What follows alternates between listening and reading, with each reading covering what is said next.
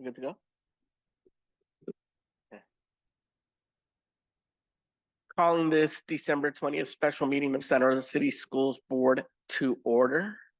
Before we get going, I just want to mention that two of our board members will be teleconferencing online via Zoom in accordance with AB 2449 under Just Cause, which is incorporated into the board bylaw 9320. In addition to those two board members, which are Alegria de la Cruz and Stephanie Manieri, currently present are board members Ed Sheffield, Jeremy de la Torre, Roxanne McNally, and myself. With that said, I'll now be opening it up for public comment on agendized closed session items. The only agendized item is item B1, student readmissions. I see one public comment. You are limited to 2 minutes. Go ahead, Dwayne. You done? Hello, my name is Dwayne DeWitt. I'm from Roseland. Regarding the student readmissions, this leaves the public to believe these are students who've been suspended or expelled. I don't know which students specifically, but I'd like to make a comment on a student that I believe may have been disciplined. And I believe this student from Montgomery High School was involved in an incident in which a lot of publicity was generated.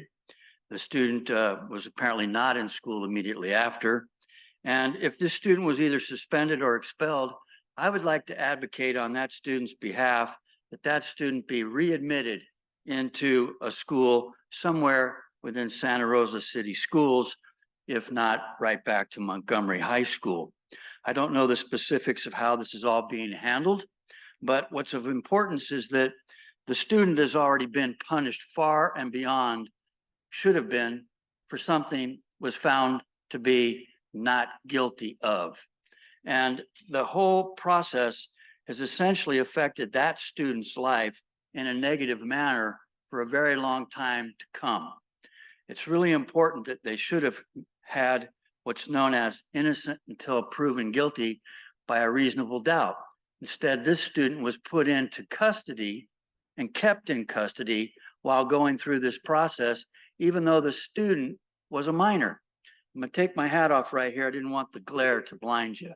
But here's the thing. This whole episode, though it may have been traumatizing for the people involved and the people at Montgomery High School, treated this young man unfairly. I've never met the person. I don't know any of his family. I'm not here to advocate as if I know what's best for them. I'm just saying the school district didn't stand up for the right for that person to be innocent until proven guilty beyond a reasonable shadow of a doubt. So thank you for your time. I'll be back for public comment. Thank you, Dwayne. And seeing no more public comments, we will now recess to closed session. 3 years of math requirement and the 2 years of world language is in fact the norm in the majority of our districts that we are comparing here. And so our alignment was simply to bring up to the norm of what other students in other districts were experiencing. Of course. Staying on that slide, I just want to be sure that I acknowledge that while it looks like, as we look comparatively, district to district, that there are similarities as we think about our future trajectory, I do want to acknowledge that there are differences in the courses that we offer compared to other districts.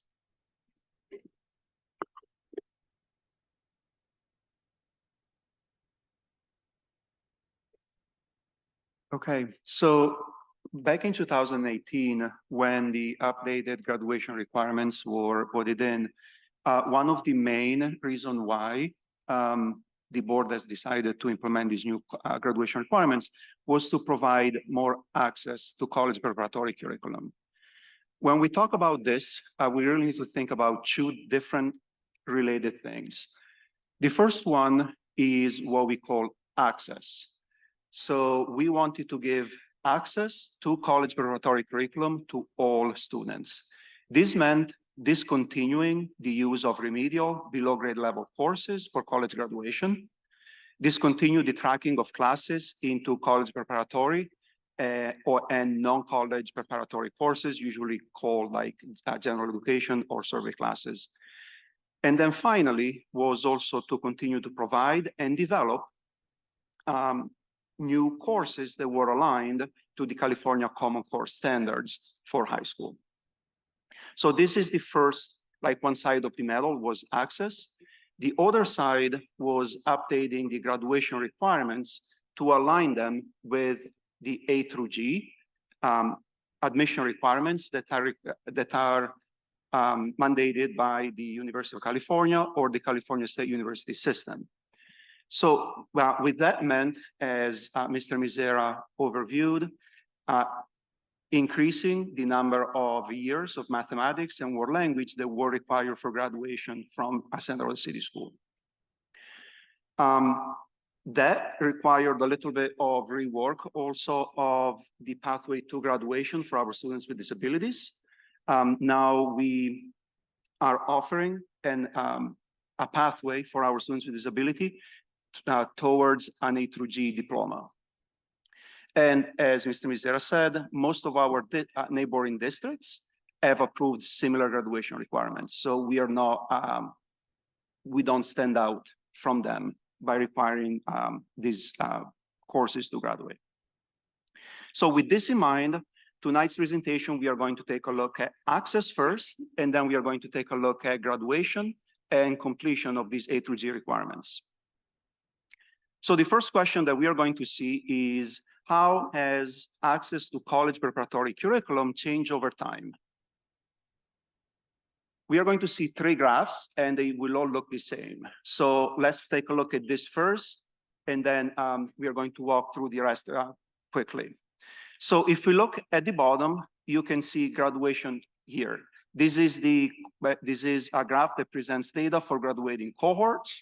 We can go back to the class of 2020. These are seniors that graduated during the 2019-2020 school year, so 4 years ago.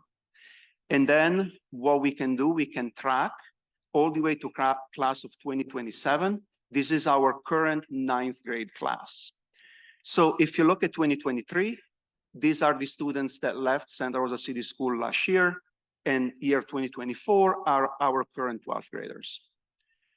Each line represents the average or the fraction of college preparatory classes the students had on their transcripts for the students that graduated, and the fraction of classes the students currently have on their transcripts as college preparatory. So if we look, for example, at the very first number on the far left, it's a 0.75 in blue for math. That meant that 75% of all students graduating in 2022 completed 75% of their math classes as college preparatory. In 2020, sorry. And that meant that then 25% of the students in that class did not complete college preparatory math. Now, if we follow that dark blue line across the cohorts, you can see that that number increases to 78% for class of 2021, and then jumps to about 91% for class of 2022. Now, if you, as Mr. Misera reviewed, class of 2022 was the first class that graduated under our updated graduation requirements that were A through G aligned, and also the ones that required all students to take college preparatory classes in order to graduate. So as we compare the various lines, you can see that more or less they all follow the same pattern. We were at about 70% completion of college preparatory classes before the policy change, and everything jumped to about 90% after the policy change, meaning that access to preparatory curriculum over time increased about 15 percentage points after we implemented the updated graduation requirements. And this is tracking also over time for all subjects for every cohort past of 2022. So as you can see, those numbers remain kind of constant over time. Real quick, could you clarify, was that Yes. for access for all students, or is this just students that graduated? This is access for any student that was a 12th grader in that specific year. And sorry, again, just a clarification here. This is access to, this isn't completion of. Sorry, didn't catch that. So this is access to the class, but not completion or successful completion of the class. Is that right? That's correct. We are going to take a look at completion later. Okay. So now we are going to take a look at how this breakdown worked across racial ethnic lines for our students. So here, now every line represents racial ethnic group. And the cohorts at the bottom kind of track the same. So here again, you can see that before the change in policy, access to college preparatory classes was about the 75%, and after is about 90%. You can see that some cohorts kind of like follow a more jagged line than others. These are usually groups that have less than 30 students each year. So even a small change in student class or course taking leads to a big jump in that line. So overall, we can see that there isn't much difference across racial ethnic groups in access to college preparatory curriculum. Sorry, you're saying that there's not a big difference? There are some, but I wouldn't call it significant. Like statistically significant, sorry. Well, so I just want to challenge that, because what we're seeing here is not necessarily like the number of kids, but like, so yeah, I have some questions around statistical significance. When we're talking about a very small population size inside of the school, that can be very significant. That's that difference.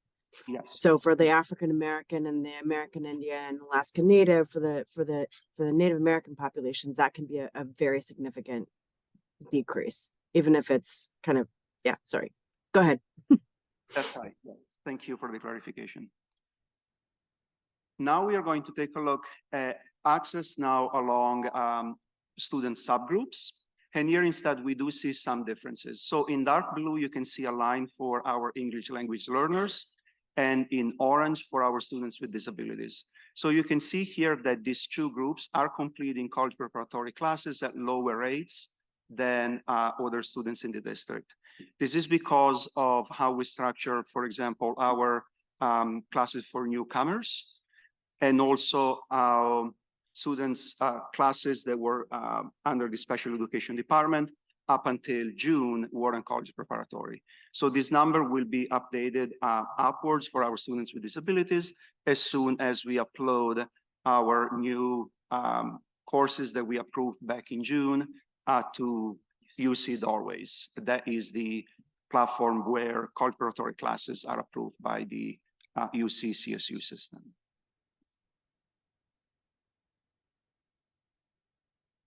All right, so now we have looked at access. And as we said, this was just students are in these courses. And now we're going to take a look at how are they doing? Are they completing them? So specifically, we are going to use graduation rates as the metric of success in these following sets of graphs. Again, here we are going to have school year at the bottom. We are going to go all the way back to 2016, 2017. And we can go all the way to 2022, 2023, because that is our latest graduating class.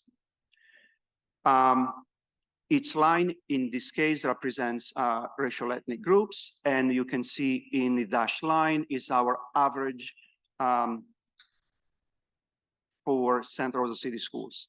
In the table below, you can also see this relative size of each subgroup, and those are counts of students in each one of these subgroups. So as Superintendent Tranel mentioned, last year we had about 82.7 graduation rate, which is at the far right in the graph, in the dashed line here indicated with an 83%, because we are rounding up to the closest number. Here we can see some differences across racial ethnic groups in our graduation rates. So you can see, for example, the two lines above the dashed line. These are students that are graduating at higher rates than the average in the district. Specifically, the top line is for Asian students and the next one is for white students. Other groups are also graduating at lower rates, specifically for 2023, our African American students, our Hispanic or Latino students, and finally, our American Indian or Alaska Native students.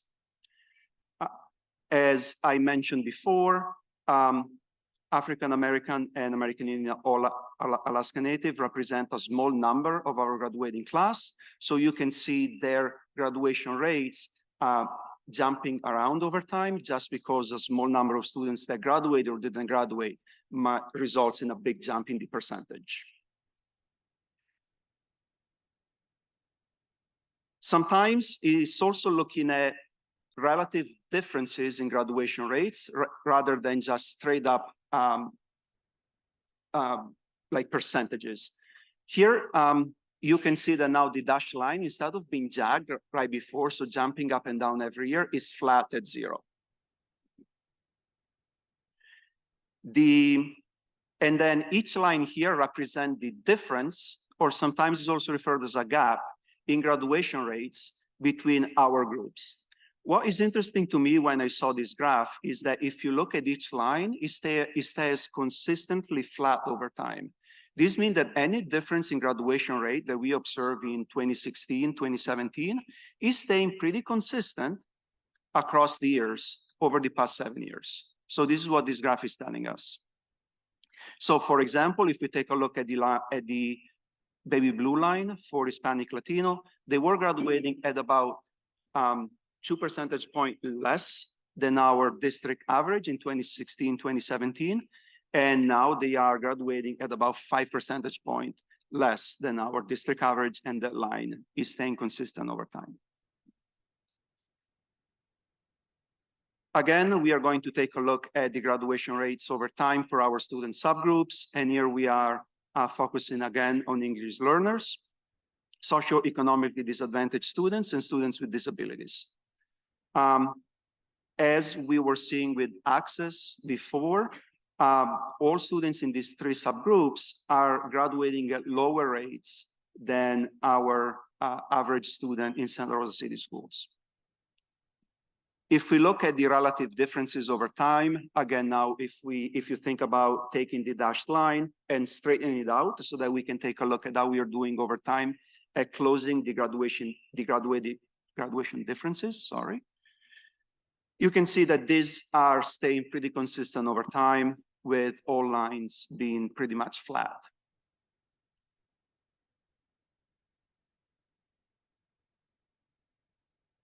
So up to this point, we have seen graduation rates. Now, another question that comes up is, how are we doing with A through G completion? So if you think about UC, CSU admission requirements, yes, they require us to complete a certain set of classes, but they also require to receive a C or better in all classes in order to be eligible to go to college. So not every high school graduates currently is eligible to go to a UC or CSU because they complete classes with a D in order to graduate, but without achieving a C or better in order to be A through G completer. So not every high school graduates at this time is an A through G completer because of that difference. So when we look at how many or the percentage of students that complete A through G, we do see that for last year, so class of 22-23, about 27.9% of our students that graduated in that cohort did so by meeting the A through G requirements. So if you remember the first set of slides on graduation requirement that reported about 82%, 82.7. So that means that about 50% of our graduates do so without completing the A through G requirements. Here you can see that our line kind of like takes a dip in 2020, 2021. I believe that that was a misreporting on our part, and we are trying to fix that with the state, and that should go up probably about 22%. It was just a blip in how we set up our courses in our student information system. Again, if we straighten up and we take a look at differences over time, as I said before, you can see these lines are pretty much flat.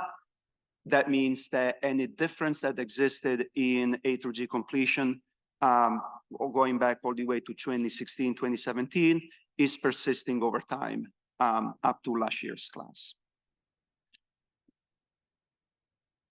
Now, if we look at A through G completion by subgroup, as we saw before for graduation rates, English language learners, socioeconomically disadvantaged students, and students with disabilities are completing A through G at lower rates than the average student in the district. And this is kind of tracked the same as we saw for graduation rate. Again, here, if we look at the difference now, again, we straighten up the dashed line, we can see that here we were pretty much stay consistent in that difference over time. It closed before the pandemic, and it's kind of like reopening after the pandemic. All right, I want to take a few minutes here to see if there are any questions. I know I went through a lot, and so I wanted to just take a minute here to see if there are any clarifying questions at this time.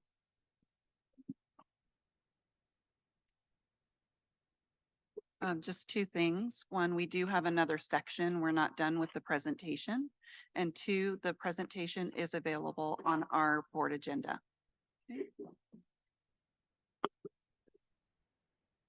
And just to clarify, this is the first time that the board is able to receive this information, right? We got it at the same time as the public did. So any board members have any questions? And online, please hit the raise hand button online if you have a question. Trustee Sheffield? I just have one question. It was back a couple of slides around the 2020, 21. You said that you suspect that it was misreporting. Can you talk a little bit about what that meant?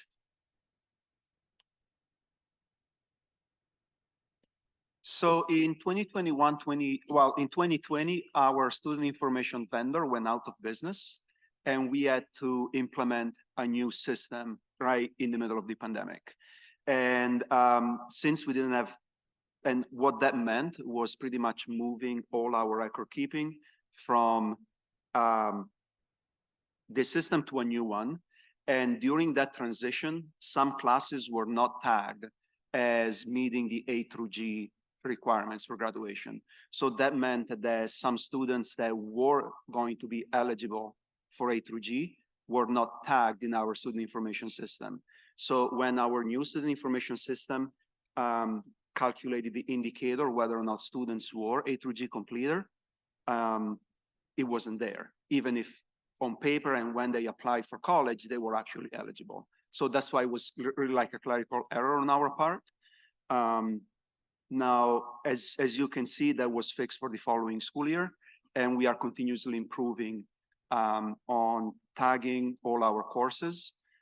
We just completed a review actually last Tuesday to accurately tag all DJC classes. So for right now, I can say I'm pretty much happy with how we are tagging and tracking A through G completion in our student information system. Trustee Motor, do you have a question?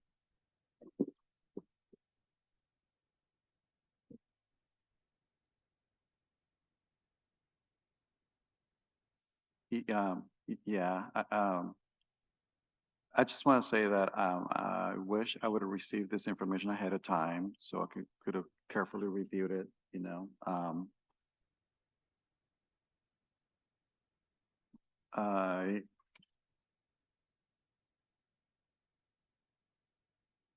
Do we have slides? Because I haven't been able to see what's ahead.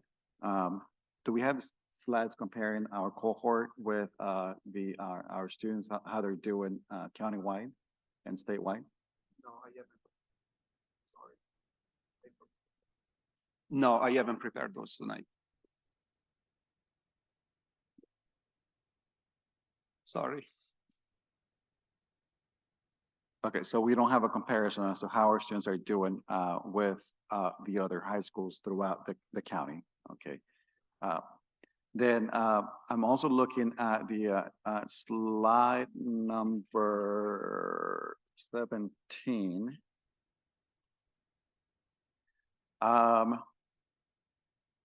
So differences in graduation rates over time, right? So according to this slide, right? So we have big swings in terms of, you know, graduation rates over time for our American Indian or Alaska Natives, right? Okay. Yeah. All right. And then we almost had no difference. Well, we had a 3-point difference in between our graduation rate for our Latinx students. Does this account students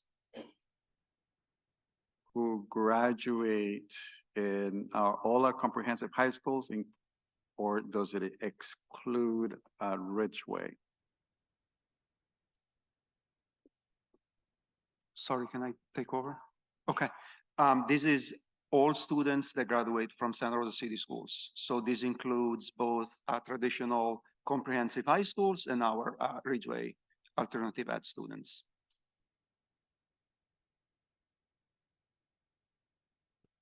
And do we have the actual numbers of how many students graduated versus how many students did not graduate by ethnicity?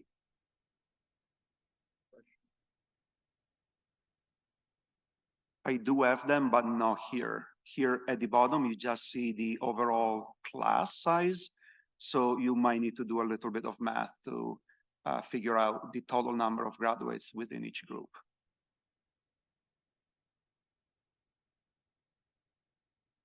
Thank you. I would like to have that data just a little bit more instead of just percentage points, right? So, I mean, you've done a good job at disaggregating the data in terms of, you know, ethnicity, right? But I'd like to see the exact number of students who did and did not graduate by year and by ethnicity. Thank you. Thank you, Trustee Flores. So I have a couple questions. First off, in all the graduation year data, that's with the waivers. Do we have any slides that show what that would have been without the waivers? Yes, that's coming up. It's coming up. And I think if I saw it accurately, it's a slight increase, but from 2016 to the most recent year, there was just a slight increase in completion of A through G requirements. That's right. Sounds accurate. I think it's a good categorization. Yes. Did any other board members have any questions? Yeah? Okay. So, should I go? Okay, go ahead. Just following up of what President Medina mentioned, could we also have the information in one place, right? Because now we've had this before, of how many students actually graduated via a waiver or IGP versus those who didn't. Okay. Oh, it's coming next. Okay. Thank you. Can I add something? I just have a question. Is this data readily accessible, tracked over time in ways that people can kind of look at and play with? And in particular, looking at, you know, to Trustee Flores's point around looking at how we are lining up with other districts who have similar graduation requirements. So just being able to access that in real time, a data dashboard or something like that. Yes, all the data that we have presented so far comes from DataQuest. That is a statewide data system that the Department of Education manages. and that presents data around graduation and other metrics for every district in the state. So we can compare ourselves to districts in Sonoma County, the state in general. So yes, I also have a compiled data set that is from there, so I can also share that if it's useful for people that want to ask different kind of questions. Do you want to go, Superintendent Bruno? I just wanted to go back to slide 10, which is the access for all.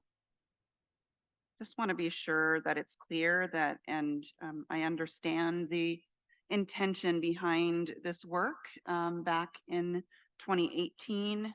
I just want to be clear that when we were starting this process and looking at data,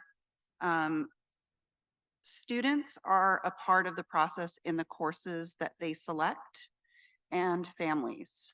And so when we had A through G courses or college prep courses and non-college prep courses at the time, our students and families were involved in the selection of the courses that they took, that it was not just one-sided, although our data did show that we had a disproportional number of students who were not taking college prep courses. I do want to just reinforce that our students were and our families were a part of that conversation. Any other board member questions? No? I think just following up on your comment, Superintendent Trudeau, I think, I wasn't on the board when this policy passed, but I think in looking at the motivation for it, it was about dismantling the idea of tracking and, something that many of us have seen is a racist method of that's adversely impacted primarily students of color. And I think ideally, yes, students and parents were involved in the process of selecting courses, but I know that I dealt with a lot of people that were taking classes, were put in classes, and then come graduation time, realized that, oh, the classes that they took wouldn't allow them to go to a UC or CSU. So then they, at that point, they were forced or had been tracked into something that was non-college prep for a 4-year. And I think it's important to keep in mind that motivation behind that policy implementation back at the time. So if there's no other board, oh, go ahead, Trustee De La Torre. So I appreciate some deeper explanation, also being new to this board, and the motivation behind the changes. We do have an intent to do better and be better and provide better opportunities. One thing I just want to bring to light, and hopefully we can continue to talk about this throughout the evening, is providing access is irrelevant if we cannot provide the supports behind that access to ensure students are able to pass these classes.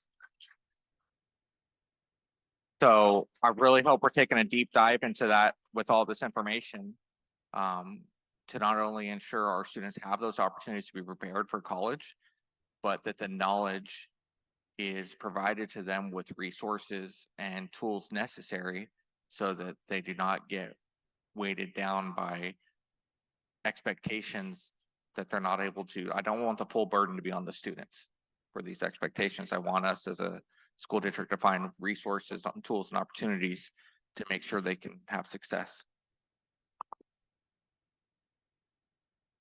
I do have another question. I'm curious as to, and I don't know if the answer exists, in terms of alignment of the A through G requirements being implemented, coupled with the implementation of, there was a big change in math and how we did math, going through math 1, 2, and 3.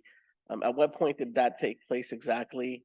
And how did that kind of align with this additional implementation? Because from the perspective that I've seen, well, I think we all see, math is one of the biggest challenges. And we went through 2 big changes at around the same time. And I question whether that change in math had a very big and adverse impact. And did we implement that change well as well?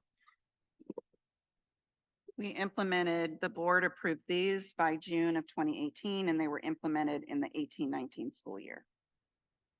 The A through G. Yes, But what about the math requirement? We, that was all of that. all of that happened at the same time? Yes. Okay. Yeah, I Oh. think that took place a little before. That was in 2017. Here?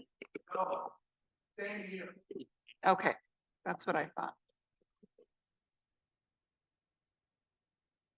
Okay. So going back to that question, I'm wondering, in terms of like this data and the graduation rates, like, are we able to look at specific by subject? Like, is there that one subject that's coming up? All right, okay. All right, so no more questions? Okay. All right, we're gonna go to public comment. So if you turn in, oh, no? Presentation. Oh, there's more presentation. Okay, I thought you were wrapping it up. No, no. Never mind. Okay, next Um, presentation. I know there was a lot of questions about really taking a deep dive in both taking a look at the kind of diploma that students received and alongside also subject level completion. So all the data they've seen so far, as I said, comes from DataQuest. That is a statewide system. Now we are going to switch gears and go to internal data that's not available to the public from our student information system. And we are going to focus on two graduating class of 2022 and class of 2023. So these are the last two graduating classes. And we are going to focus on those two because, as I said before, there was a change in student information system. And for these two class, we have very good data about what kind of pathway they completed and the kind of diploma they received. So we can really do a deep dive and taking apart and tease out those differences. So what we are going to really focus on is students that receive a traditional high school diploma from Santa Rosa City Schools, what is the 220 credit diploma. Students that receive a diploma under waivers following AB 104, the IGP 1, 2, and 3 that we talked about, and also students that graduated under the California minimum diploma because they qualify for it. And then we're also going to see again A through G completion. So here we are going to see two bars. On the left, we have cohort of 2022. So these are students that graduated 2 years ago. And on the right, we have students that graduated in 2023. These are students graduated from us last June. At the bottom, you can see the breakdown in students that graduated under each one of our pathways. So reading the bars from the top to the bottom, in dark blue, we have students that met CSU or CSU admission requirements, also known as A through G. In green, we have students that completed a traditional 120 credit high school diploma under the new board policy graduation requirements. In yellow, you can see students that receive a high school diploma with exemptions. And this is any kind of exemption. So this bundles together students that completed less than 220 credits in order to receive high school diploma. So this is students that graduated with the IGP, students in a special education diploma track, students at Ridgeway, and students that qualify for the California minimum diploma. In orange, these are students, and sorry, I don't have the percentages there because they didn't fit. These are students that receive a certificate of completion. This is a special kind of recognition that students with disability receive when they complete a high school course of study, but do not meet the requirement for a high school diploma. Students that graduate under certificate of completion are allowed to come back to Santa Rosa City School until they are 22 in our transition to adulthood program. And then finally, in red, we have students that were non-high school graduates. These were our 12th graders that were with us until the end of 12th grade that left us without high school diploma, meaning that they didn't meet the credit required for graduation. So if we compare the bars from left to right, and if you compare the relative size of the blue and green bars, you can see that they are kind of like the same. as we have seen before, the graduation rates were kind of like similar, about 83 percentage points. The number of students that graduated with A through G, CSU, UC, CSU aligned diploma has increased from 24% to 33%. And then finally, the number of students that graduated with an exemption stayed around the same at 30%. Something to keep in mind here is that the percentages don't track what we see here with what we saw before, because DataQuest uses what they call a 9th grade graduating cohort when they calculate the percentages. That means that they go back to the students that were enrolled with us in 9th grade and track them regardless of whether they are with us at Central City Schools or if they leave us and graduate from another district in California. So the percentages are a little bit different because we, of course, cannot track the students that leave us because they are not with us anymore. But the state is able to keep track of them through the statewide data system that they have implemented. So the percentages here look a little bit bigger because we have fewer students in the cohorts that you see down there in the totals than what the state uses, which just inflates the percentages because the denominator of the fraction becomes smaller. So here we compare overall students in Central City Schools. Now I want to focus on our two biggest racial ethnic groups, Hispanic and Latino students and white students. And you can see here there are some differences along these two groups in who graduates and who completes A through G. Again, this tracks what the graphs that we saw before. But you can see that, for example, our Latinx students were more likely to receive a diploma with an exemption than our white students.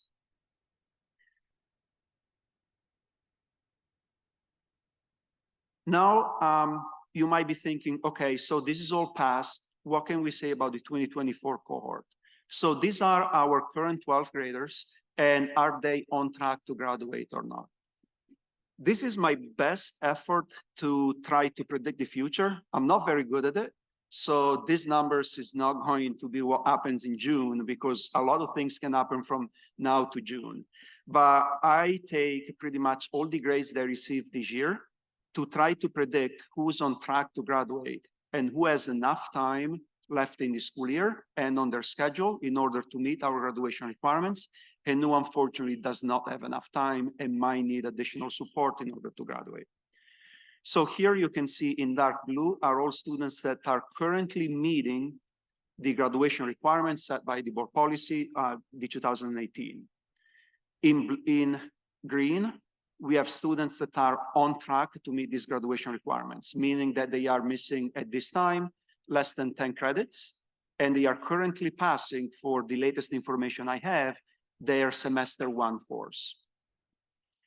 In yellow here, you see students that could be graduating if we were to waive some of the graduation requirements, specifically in math and world language. That's why you just see those bars in those two subjects. And finally, in red is the students that are not on track to graduate, meaning that they do not have enough credits and time in order to meet our graduation requirements. So here, as you can see, we have 3 subjects that have big blue bars: math, science, and world language. All of these subjects have something in common, is that they require less than 40 credits to graduate. Math requires 30 or 3 years of math. Science has 2 years or 20 credits, and world language has 2 years or 20 credits. Meaning that our current seniors had 3.5 years to meet those requirements, and a lot of them currently have enough credits to graduate. You can see almost a very small number in English and history.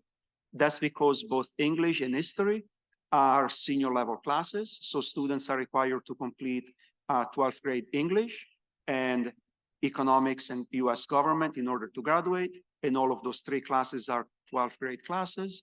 And so a lot of them are not meeting them, but they are in these green bar, meaning that they are currently enrolled and be successful in those classes. In red, we have students that unfortunately do not have enough time or credits in order to graduate. Something that stood out to me, and I really didn't think about this before looking at this graph, is how big the English and history bars are.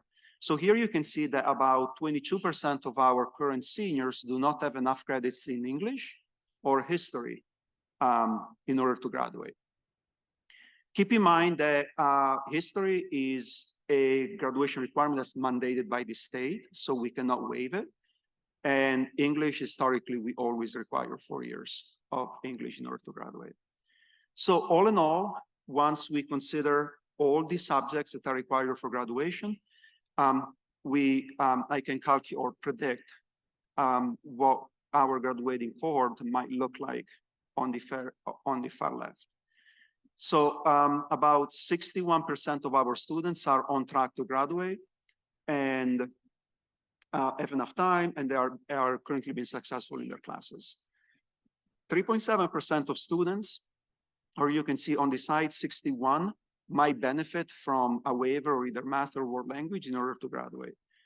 Then 34% of them, or about 567 of them, are not on track to graduate, and we require additional intervention in order to graduate. I also did the same now looking at the differences across high schools. So here you can see each bar now represent the high school, and we are looking at the bar that used to be on the far left. So here we are looking at the percentage of students at each of our comprehensive high schools in the district that are on track or not on track to graduate. And you can see that there is some variation across the schools in the district. And also there is some variation in the number of students that might benefit from the waivers to math and world language. Again, as we said before, overall, we are looking at about 61 students that might graduate if the waivers were to be approved tonight. And I believe that's all I have for you tonight. Thank you, Dr. Brodelli. We're on slide 32 now, moving to slide 33. I know there was a comment earlier, Director De La Torre. I'm going to be actually speaking now about the efforts that Santa Rosa City Schools has been involved in to actually support students with our grad requirements. This is not an exhaustive list, but it's going to describe some of the current and ongoing initiatives and actions that we've been taking in that regard.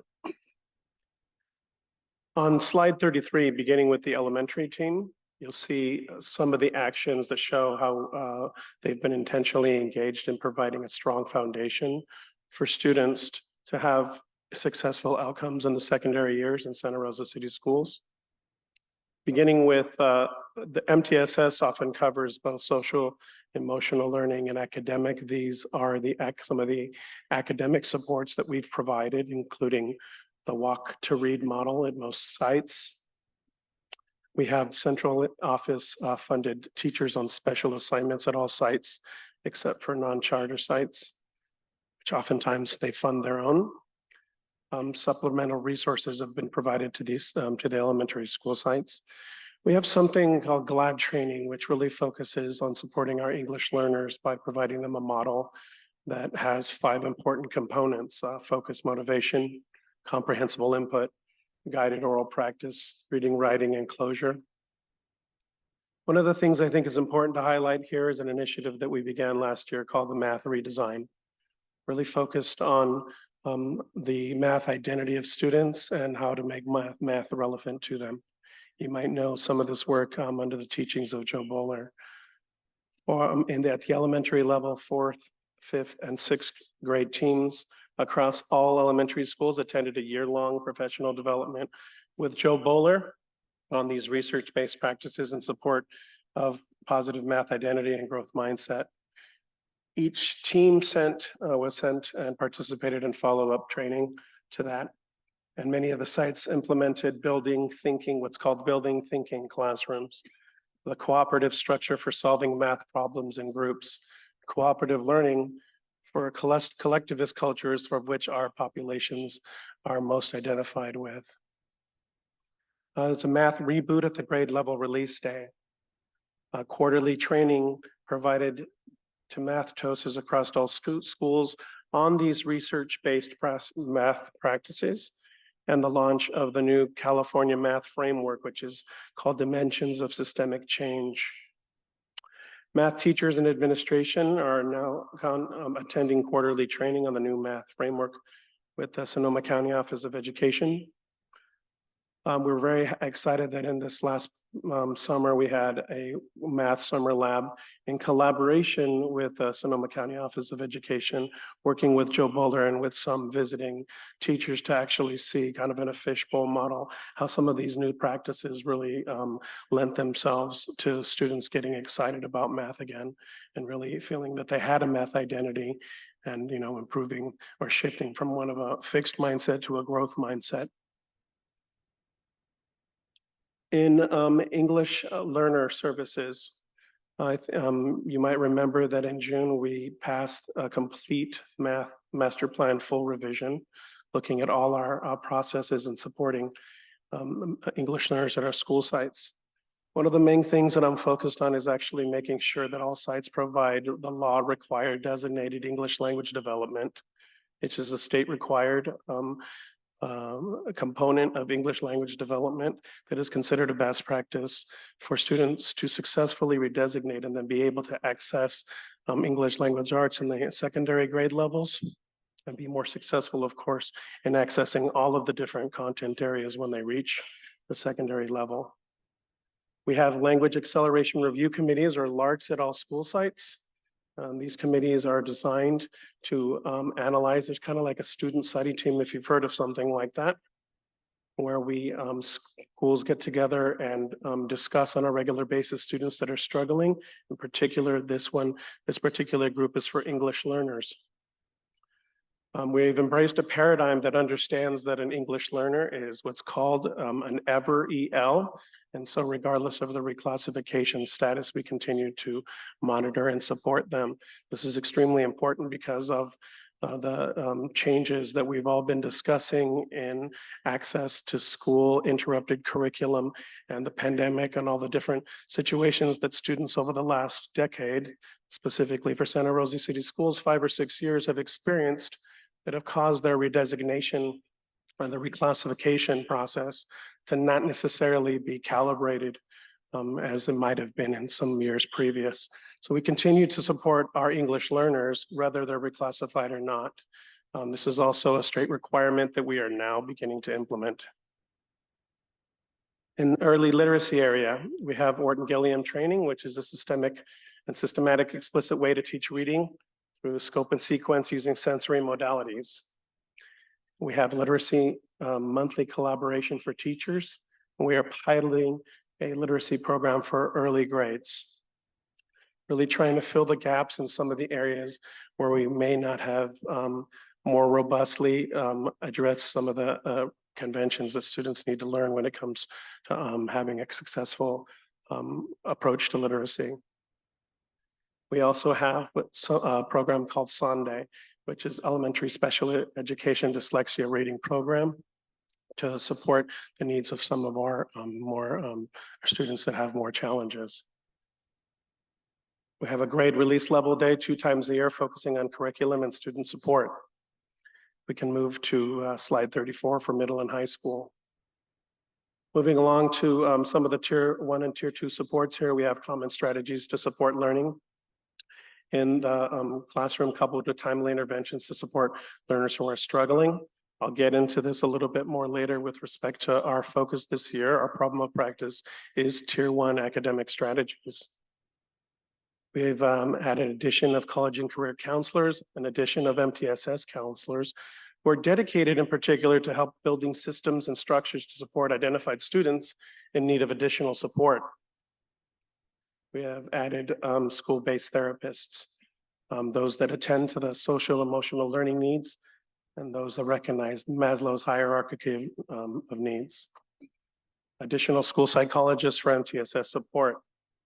I want to speak a little bit now about that math redesign that I was mentioning before at elementary, now at the 7-12 level. Math 7th, 8th, and Math 1 secondary teachers across the school attended year-long PD with Joe Bowler, those that attended, of course, on research-based practices in support of positive math identity and growth mindset. All math teachers were provided with training for this during the district-wide professional development as well.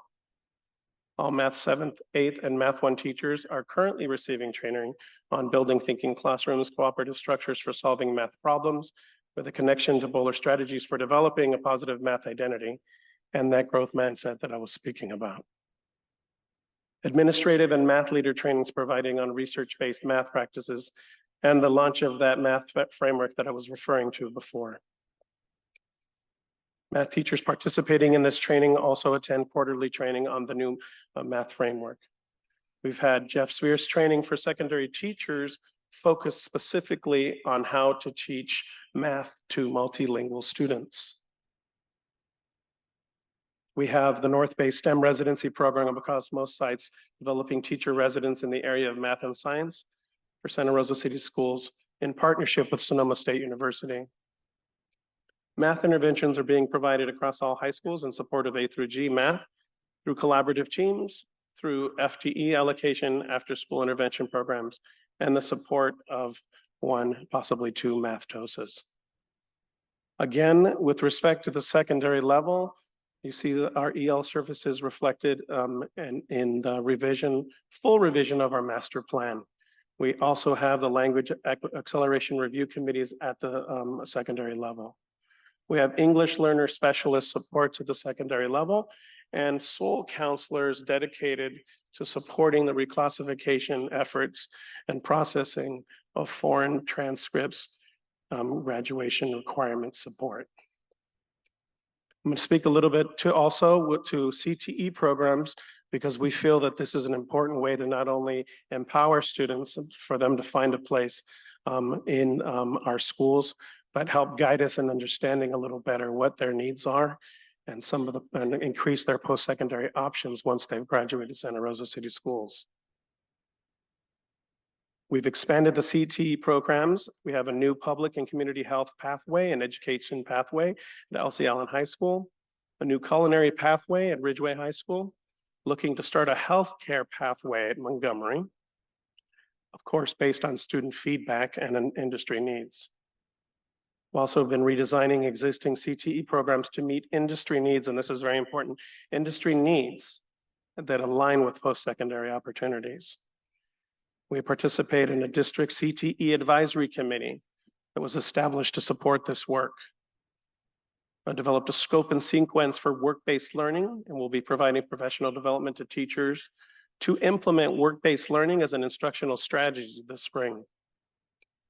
We have a new CTE grant-funded CTE TOSA at the district office this year to support work-based learning and CTE programs, meeting the 12 elements of high-quality CTE programs.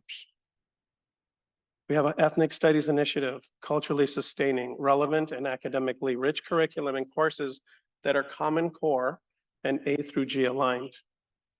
They provide learning experiences that disrupt patterns of underachievement and empower students of color, and that engage students with curriculum that reflects their identities and culture. Slide 35, please.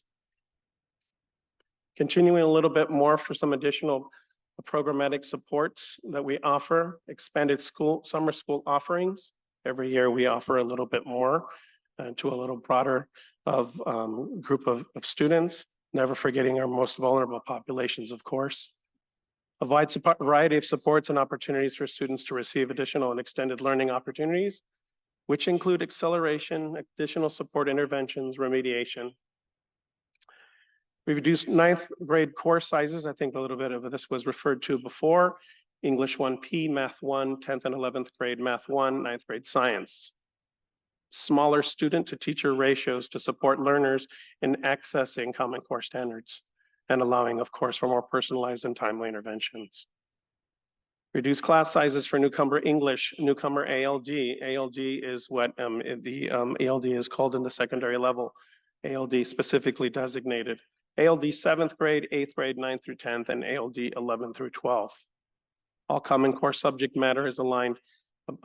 Professional development has been aligned over the last few years, which include research-based practices and strategies to support teachers in creating effective learning environments. Of course, the North Bay STEM residency program is also in effect here, and it makes an impact, and our SOL counselors are also supporting the students.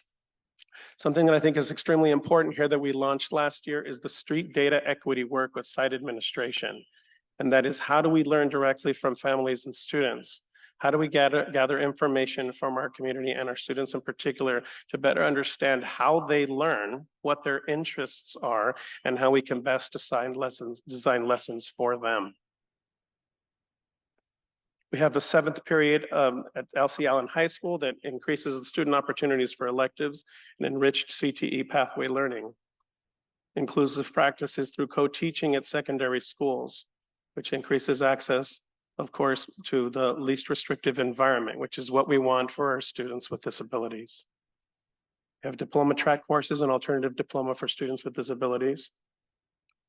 Our new, and I mentioned it before, and I'll close the loop on this now, our focus this year, our problem of practice for all principals is called the Tier 1 Academic Strategies Review, where site leaders and central offices calibrate to develop common shared and effective research-based practices and strategies to support students in the first instructional learnings, first approach. We're going to be meeting to calibrate, and the hope is by the end of this year, have high impact, priority, and essential academic strategies that schools can agree on as non-negotiables across the board. Increased access to early college credit opportunities with articulation agreements, CTE to provide students with the opportunity to earn college credit while in their CTE course through a credit by exam process. And this currently exists in the agriculture, auto, culinary, and manufacturing strands, but we are looking to expand that. Next slide. I'll close out with a little bit of a description on the Implement A through G Completion Improvement Grant.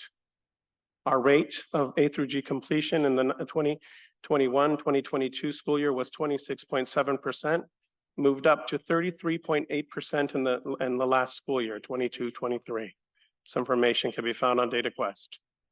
Additional FTE have been provided to all school sites for targeted subject areas and particular populations, such as mathematics and support to newcomers, to help students meet A through G requirements.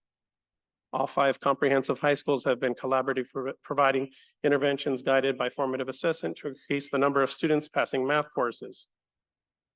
We've been exploring dual opportunity programs. We're looking to execute a college and career pathway agreement between LC Allen and the local community college, potentially as soon as the next school year as a model for other high schools in the district. We have a math intervention, TOSA, who is providing ongoing support to schools within Santa Rosa City Schools, and we will begin convening an A through G success committee to help add to these actions that I've mentioned here, so that we are not just providing access to all, but we are providing what I call putting legs under the initiative so that we can actually have more students that are succeeding with our access for all policy. A couple of more slides here. This one I'll go through really briefly. When looking at our approach and being intentional about the moves we make, we have 2 approaches that we think of. One way of, they're called technical and adaptive. One way of seeing these is what I like to say short-term, maybe a Band-Aid solution, and one that is long-term and involves a change in culture as well. You see on this slide the approach to each one of those. And I'll end with the last slide, which provides an example on the left of some technical solutions that we're engaged in that are not long-term, they're not meant to be, but that take into consideration what the students have been going through and we've been going through as educators over the last few years, like this A through G aligned graduation policy, like the attempts for extended day credit recovery, like 9th grade class size reductions, the IGPs that we passed over the last few years, and the waivers that we're considering. Some of them more culturally, when it comes to shift of culture and practice, initiatives that we are involved in.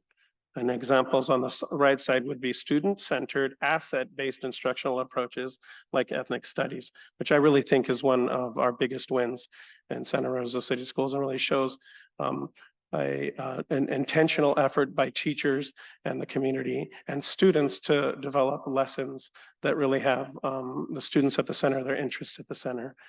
Our early literacy focus, our co-teaching model, you see the rest of them there. When it comes to English learners, I'd like to call out the intentional implementation and the intentional and I guess with integrity implementation of English language development in Santa Rosa City Schools. And then of course, as a part of that, understanding that assessment is part of instruction and looking forward to being able to identify a calibrated assessment for our secondary school sites, both in ELA and in mathematics.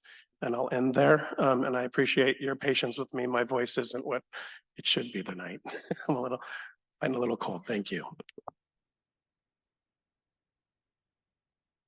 So I'll transition to our final slides, if that's okay, and then we can take more questions. So feedback and next steps. Recently, we met with department chairs for mathematics, for world languages, and our counselors to talk about a recommendation that is housed in the next item in E2 regarding the potential of an extension of the waiver of the third year of math and the second year of world language. We also met with our high school principals. We discussed that, and we also shared some of the data that we were preparing to share tonight and got their feedback and made some adjustments to the data points as a result of that feedback. So some initial recommendations. I believe that there's more that can be done here, but just to capture a few. As I mentioned in the next item, my recommendation is to extend the waiver for the third year of math for the class of 2024 and 2025, extend the waiver for the second year of world language or language other than English, as we call it, for the class of 2024 and class of 2025, that we continue to maintain the 220 credits to graduate, convene the graduation requirement committee in January, continue to offer credit recovery options to students not on track to graduate, audit courses offered across all of our high schools to ensure access, consider additional courses to provide a variety of opportunities. And I just want to highlight as an example at Pioneer High School as an option for the third year of math. Besides Math 3, they offer financial math and literacy, which is A through G approved, stats for sports and reasoning, that is A through G approved, and stats for social justice, which is A through G approved. And all three of these are used for an option for the third year of math. So I think that we can take a look at what other options are out there, what we already have approved in our district, and work with our sites to see how we can get those courses approved under their A through G list, which will be a window coming up soon. Review and implement the industry concentration certificate pathway that is already outlined in our board policy for our graduation requirements, and ensure students and families are aware of this opportunity. Begin the process of identifying alternative program solutions, and review and revise our MTSS Tier 1 and Tier 2 processes and practices for elementary, middle, and high school programs. And we will take questions. Okay, I've got Trustee Sheffield, Trustee De La Cruz, and Trustee McNally. I have a lot of questions, but I know that other board members do too. I'm just going to start with a couple. I wanted to first of all say thank you for the presentation, and I put a pin early on in the discussion when I think Trustee De La Cruz brought up comparisons of how we stand against our neighboring districts. and really would like to see that, because what I'm most interested in is how we communicate with them. How do we develop best practices? What do we find? What their successes are? Maybe what our successes have been, and then identifying where we differ. And I'm really curious and interested to see in the demographic part of it, because I know that our demographics look a little bit different than some of the neighboring districts that have most or very similar alignment that we have. My next question, I'll limit myself to two and then I'll come back. I'm wondering how we communicate A through G. How do we communicate graduation requirements with our families, with our students? We touched a little bit on what we're doing at the early grade levels, but how do we do that, particularly with the students that, ESL students, the students that we have identified where we have a lot of challenges connecting and meeting benchmarks. And certain racial and ethnic subgroups, particularly the indigenous subgroups and Black African American subgroups, these are the ones that are red flags of how they stand out compared to other students. This is the small number, but that percentage throws up that red flag. So that's my big question, is how are we communicating? What are we doing around staff communication? What are we doing in regards to families?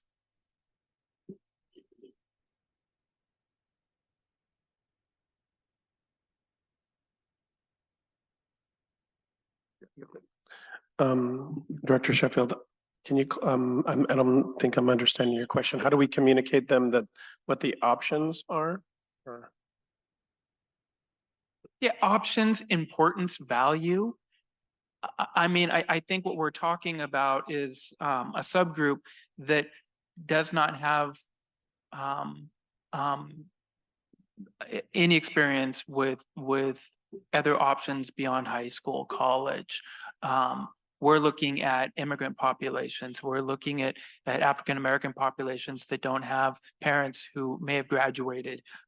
Or if we do, there's a value in graduating with the hope of attending college.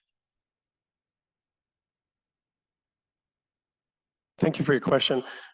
That's a very important question for me, and this is just speaking from, I think, my like the vision that I have. One of the, I think there are many different layers there.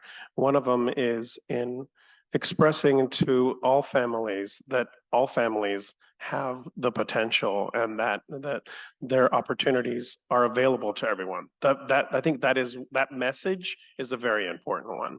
That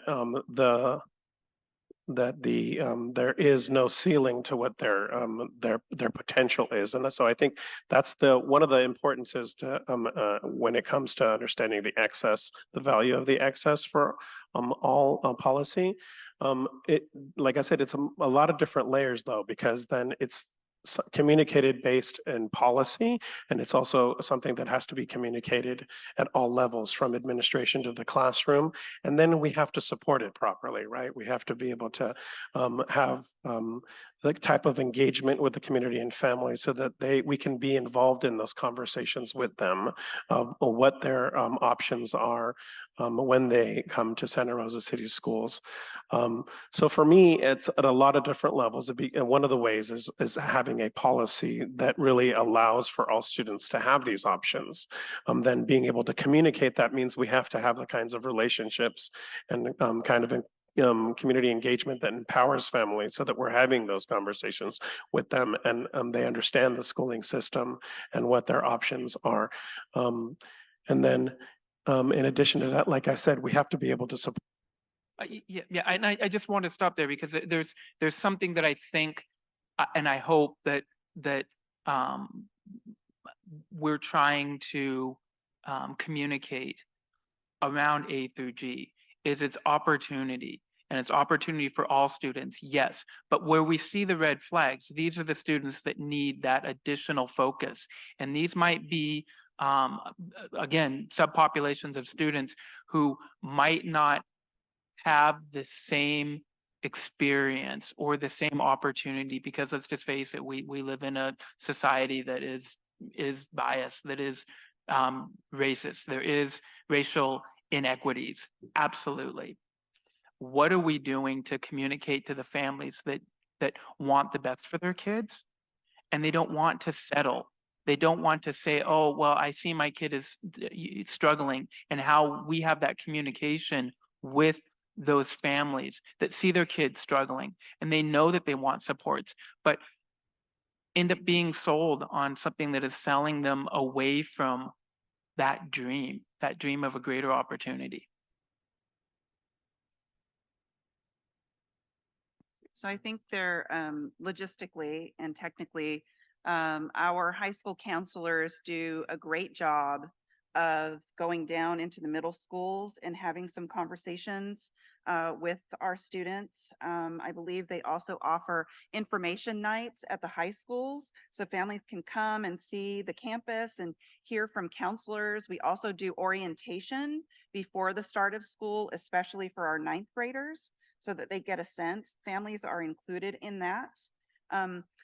I want to be sure that as we started this process, transitioning our graduation requirements to align with A through G expectations for UCs and CSUs, they are now, and I say just lightly, but it is now our graduation requirements. Yes.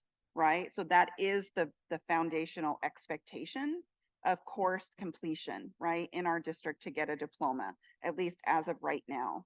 I think with the pandemic, that definitely put a wrench in our trajectory and our forward motion in our process, where we had to kind of take a few steps back, and you saw in our data that we had dips. So we're rebuilding and we're refocusing on that. Our counselors also have conversations with our students. They assist in that 4-year plan of the graduation trajectory, and they are meeting with our students and they are talking with families about how things are going. I understand that this is a regular part of the counselor's work in monitoring that. Now, am I saying, and I'm not specifically calling out counselors, but I think that we have a process at our high schools that we do need to continue to look at, because as we've been doing deeper data dives, even following students who in the last 2 years did not graduate, digging into their data and finding a pattern of things that even started at middle school. So for us, and why I called out elementary, middle, and high, is that we cannot wait until they are in 9th grade to do something. We have to start in elementary. And because we have 8 feeder elementary districts, it isn't just in our hands. It is about working with our feeder districts and how we support our students. So one of the things that we're going to do, and we have really good relationships with our feeder districts. So we are going to be taking a team and going to them and meeting with them, sort of our planning team with their people. And we're going to be asking some questions about what they do for prevention, what they do for intervention, what are they doing for safety, what are they doing for mental health and positive behavior supports? Because in the end, they're all of our kids. It is the student who has a different path and transition, right? They are the constant. We are not. So we have to align ourselves so that the single person who is receiving all of those supports has continuity, and as much as possible, we can remove barriers. Trustee De La Cruz. I just want to add just one more item that because of that, it's one of our, I think our main intention is to be able to intervene early and have those conversations, because we can't be waiting even until middle school. And so that's like why our problem of practice this year is the tier 1 first instruction. What is happening and how do we identify the students that need additional support as early as possible? Trustee De La Cruz. Thank you. I'm gonna take Director Sheffield's lead here and try not to ask all of my questions, but I do want to say also thank you for a very data-rich presentation. We are a board who relies on data in our decision-making, and I'm really grateful for that. It's also super hard to receive that level of richness without some conclusions, like really in the presentation. And I think that we've heard a lot about just the, abject failure of the A through G policy, and it's completely failing all of our kids. And I didn't see that's what was reported in the data that you shared with us tonight. I actually saw that our outcomes are increasing. So I think my big picture overarching question to start is, has this policy started to achieve its intended purpose? Is that what the data is showing us? And then my second question is, are the recommendations that you're asking us to approve tonight connected to those opportunities that the data is showing us, right? So like, I actually saw that English and world history were the big challenges for graduation for A through G requirements being met. We're hearing that it's math. And so I'm not seeing that in the data. And so I would really love just a couple of conclusions there.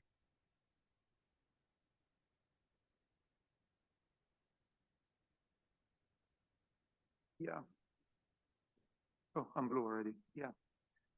Thank you for your question. So the first thing is about, I know math has received a lot of attention, but when we compare A through G admission requirements with what were the old pre-2018 and what our current graduation requirements, the only two big differences is the addition of the 1 year of math and 1 year of language other than English or world language.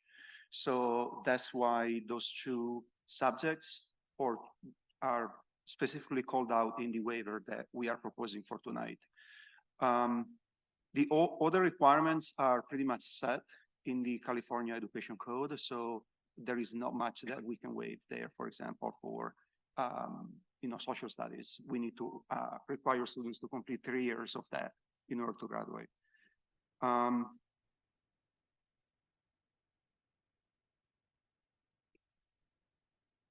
Yeah, so for example, and then on top of all of this, there is also what the state of California mandates for a high school diploma, which instead just requires 130 credits or 13 classes.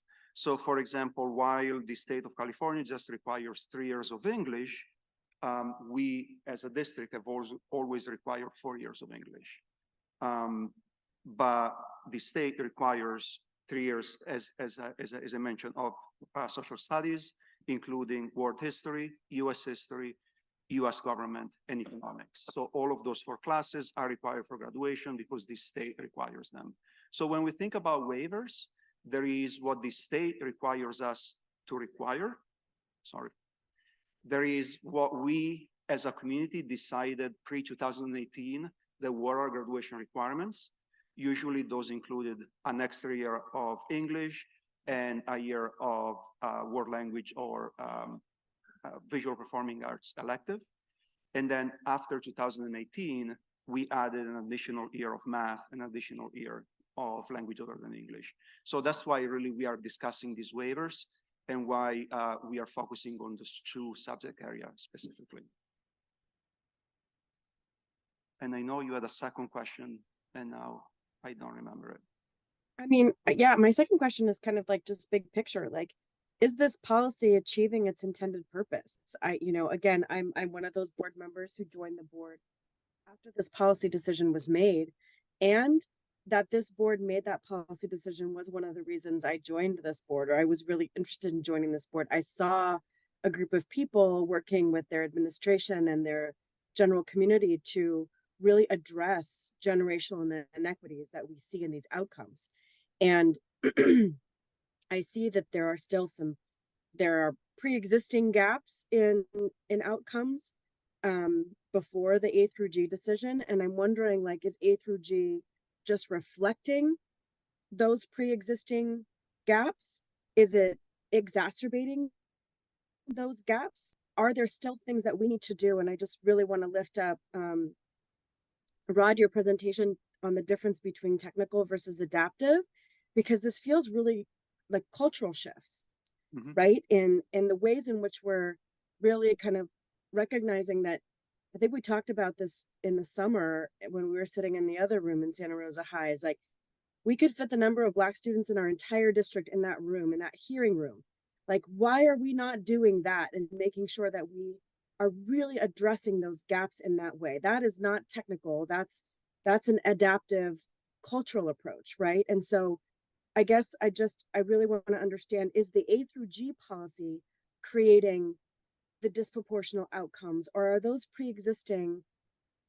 And then is A through G exacerbating, or is it creating some of that equity that this board intended when it adopted the policy?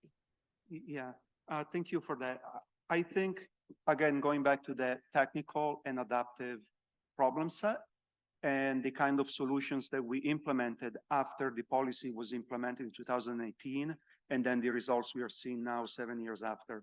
So the first one you could see almost like as a technical solution, which was we want to get students into these college preparation classes.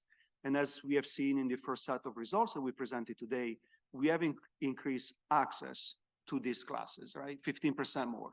We can say now 95% of our students have college preparatory classes on their transcripts, right? For me, that is one of the results that we can see from the policy as it was intended and implemented in 2018. Now, again, as you were mentioning, we have some persistent differences in A through G completion, graduation rates that were there in 2018 for those two cohorts, and maybe prompted the update to the graduation requirements. Now, if we look 7 years after, those lines are still there. The differences are still the same. So that for me is an example of an adaptive problem that cannot require a technical solution, right? There is nothing that we can go and tweak and then leave. There is something that we need to learn. And so I think we need a little bit more time, and that's why we are asking for those 2 years of waivers. And the waivers are a technical solution. And we continue to offer technical solutions until students feel what success is like. And if they are struggling just by normal circumstances, and then we layer on additional elements that could be causing them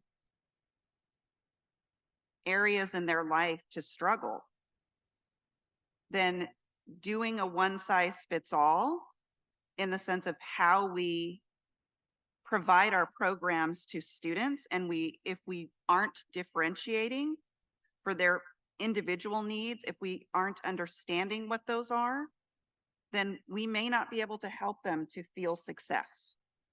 That is a part of our job. When a person graduates from our institution, they should feel a sense of accomplishment, not that they got by with a D, not that they met some standard, but what about their own future trajectory? Our plans aren't just about making it to the graduation stage, but it is about what we're going to help them do beyond that. And I know that we have adults who are having those conversations. And I know that we need to consider our approaches and looking at kids that aren't making it. And I know that there are a variety of adults that are doing that and looking at that. And I would just say that we can't stop doing that. We have to continue doing that. Because if a single student does not experience success, it is still on us to understand why that happened. Now, I realize that as our students get older, that also comes with their own choices. We still, as the adults in the space with them, have a duty to help them understand their choices, whatever those are, so that we can help them to get back into a place where they feel like they're making progress. And I know that doesn't happen overnight. And like I said at the beginning of my comments, we aren't satisfied with these numbers. We definitely need to do more. And for the list of things that Dr. Castro shared earlier, that is just examples of. Individual teachers are finding ways. Staff on our campuses are building relationships and connections with kids, right? There are a variety of ways, and we've been focused a lot around sort of the classroom, I think, whereas the school experience extends to the office staff, the campus supervisors, the food service workers, everyone who interacts with children on our campuses, whether they are 5 or they're 18, matters, right? And how we do this for them. So I want to give kudos to our staff. I also know that there's more that we can consider, and that we and you are not alone in that. That's why we have a team, and we have to continue these conversations. Next, I have Trustee McNally. Anybody else?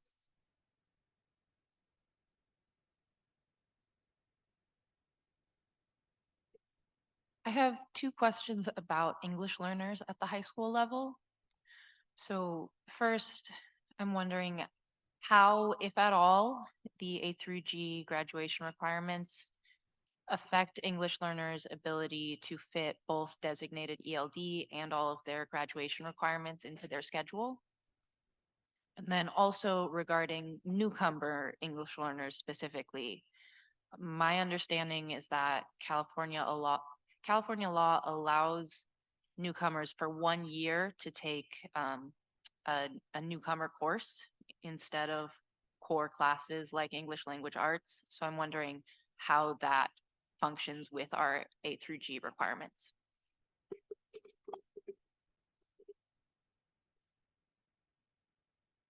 Thank you for the question. To get to the specifics of that, I'm gonna have my multilingual services director approach the stage here and provide the specifics.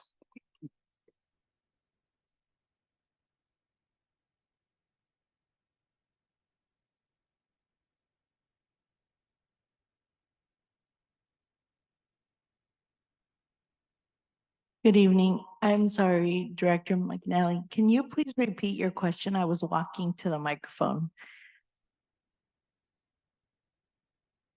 So first, I'm wondering how, if at all, the A through G requirements affect English learners' ability to fit both designated ELD and the required courses into their schedule.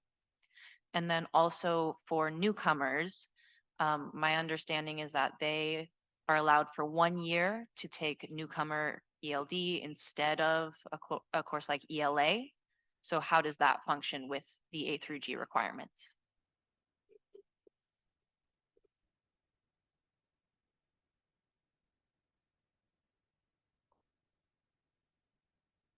So for our students that are multilingual learners, our English learners with regards, I'm so sorry. My name's Edovigia Llamas, Director of Multilingual Services. For our students that are English learners or multilingual learners, the A through G, what that means is they do have to take designated ELD, and that takes the place of an elective course. So for our students, many of them, depending on where they are in their trajectory, it might mean they are taking the ALD course during 4 years of, they're all 4 years of their high school. And so that limits the number of, they're getting elective credit, but that limits the access to visual and performing arts or other courses that they may want to take. With regards to our newcomer students, they do receive newcomer ALD and newcomer English and newcomer ALD. And so it's being taught by an English teacher, and they are receiving English credit. But then they move, usually it is for a year, And so then they have to be transitioned into a core academic class with a continued support through the ALD class. So they will move into a English core class and then continue to receive support through the ALD class. Any other questions? Okay, next we go to trustee, oh, go ahead.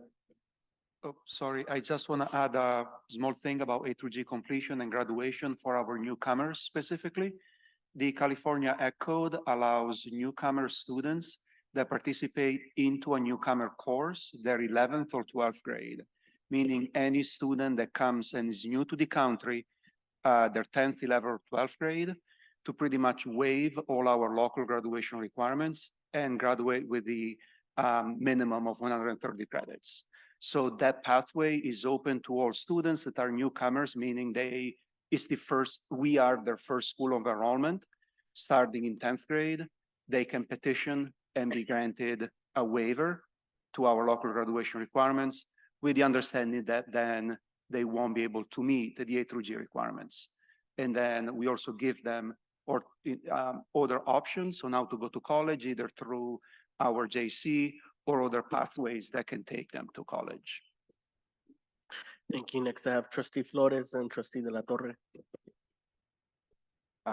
Thank you for bringing up AB 2121, just the correction that's for incoming 11th and 12th graders only. It doesn't apply to 9th or 10th graders. In terms of ELD courses, I mean, this is not my question, but I'm just going to follow up with what Trustee McNally mentioned. You know, a culminating ELD course should be college prep. It should be A through G. And I'm going through the A through G lists, and I'm not seeing a designated, ELD course. You know, as an English language learner myself, right? I was in ELD class in 9th grade, and I knew that that one, wouldn't count, right? If I didn't move to college prep English, right? Now the state allows for the culminating ELD course to count as one of the of an English A through G course, and I just want to say that I'm not seeing it in the A through G courses submitted to the University of California. So I just want to make sure that we clean that up and make sure that our students have access to that as a gateway sort of class. In terms of my questions, all right, so I think it's slide 28. Let's see, slide 28. We can go back.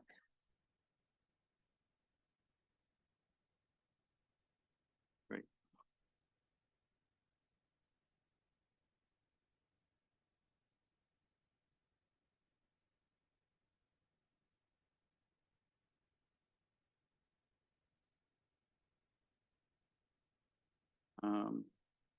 Well, I can't find my. Okay, thank you. I couldn't find the. Okay, there we go. I think it's 28 or 29.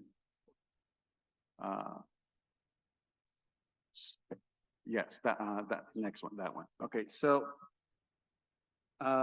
so now that we see where students are struggling in this slide, right? So I was looking for what sort of interventions are we doing to capture, especially those seniors that may not be on track to graduate, as a way to intervene and make sure that they, they fulfill graduation requirements. Roderick. I'm sorry, your question is, what are the interventions?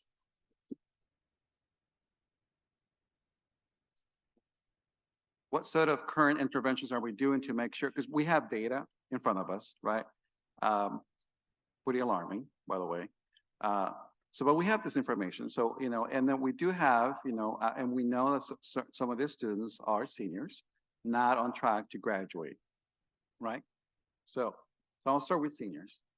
What sort of interventions are we doing right now to make sure that these students have access to graduation a pathway to graduation. Not counting the waiver just yet, because we haven't approved the waiver yet.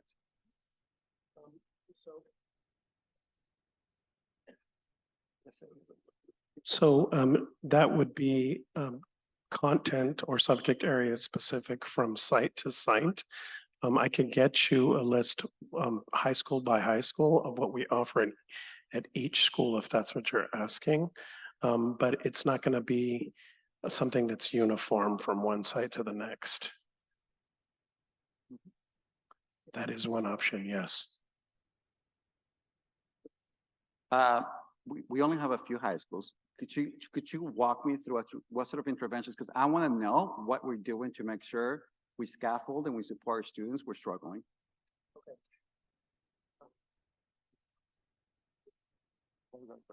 Thank you.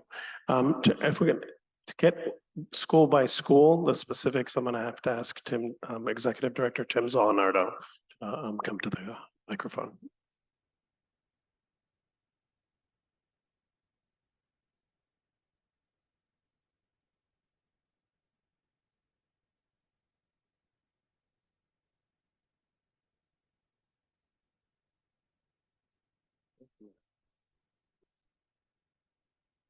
Good evening.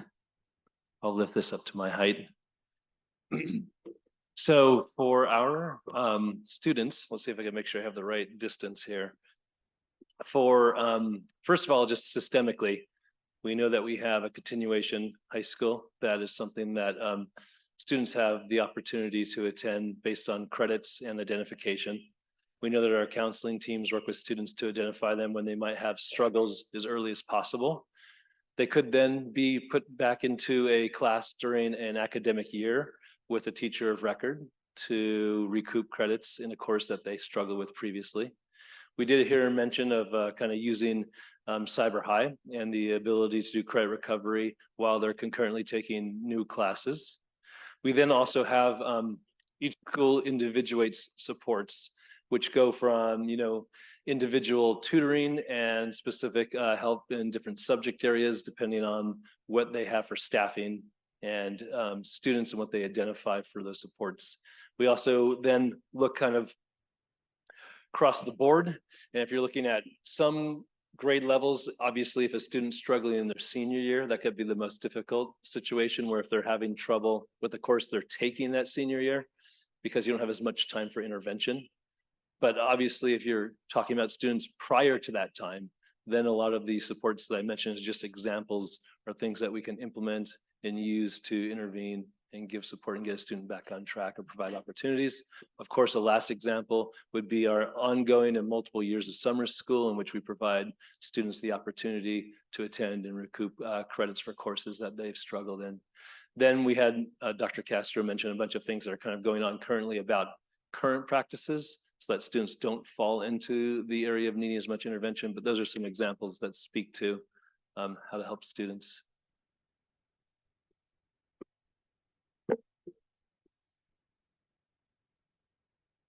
So I just have to say, thank you, Tim, that it's important not only for us as school board members, but as the community as a whole, to know what exactly we're doing to make sure that our students have access to interventions, right? So if we're having a hard time explaining that to the school board, I just imagine what a parent whose senior is at risk of not graduating is going through right now. So I just want to make sure we streamline that sort of information that is going out to parents. Thank you. And I'll end with saying right now we have an intention of launching a cohort in January that extended day credit recovery. We've invited all five high schools to participate, and Ridgeway as well, in identifying seniors that are 45 or fewer credits behind to participate in this. So we'll have hopefully a cohort at least a couple of the high schools that are willing and able to participate. But yes, it's an important question, and we continue to work on getting that across the board. Also, I want to apologize. I'm getting a lot of echo over here when you ask questions. So if I ask you questions, I apologize. That's quite all right. I'm getting a lot of feedback too. It's just articulating that to our community. I think is of the utmost importance. And then also, um, did we, once we moved to A through G, did we have a comprehensive set of training to let our teachers know exactly what the difference was between A through G courses and non-A through G courses? And how was that implemented to make sure that it was uniform across all sites? And to make sure that teachers were given the tools that they needed to make sure that this was done in a systemic and systematic way. What we have is, I believe in the summer of 2018, there were trainings offered. There are board agendas that memorialize this. Not having been here at the time, but understanding is as we transitioned into the 18-19 year, those discussions continued. But as obviously we went into 19-20, we were moving forward, and obviously the pandemic, which started in March, we had a lot of school year prior to that. We continued to experience fires and flood and smoke days that really changed some of the trajectory, I believe, of our focus and our work. And then obviously after the pandemic, we're now trying to pick up speed again. And Tim, anyone, if I misspoke, please. Okay.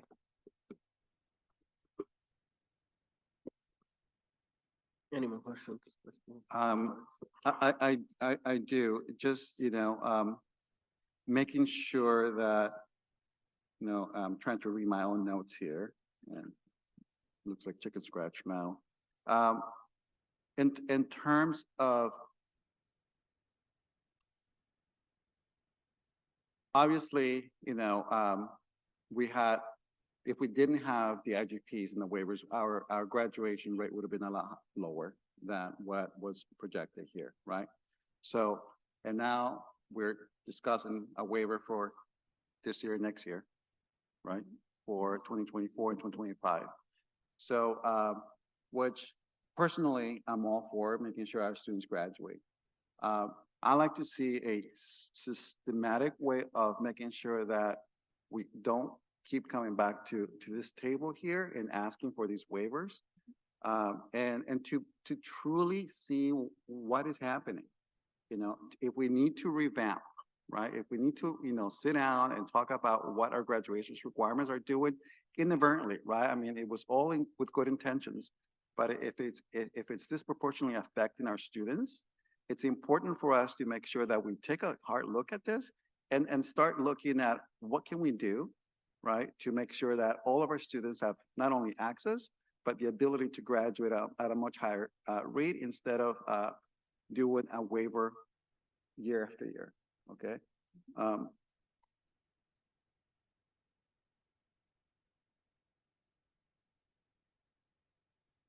I just want to say that I think it's important to have A through G courses.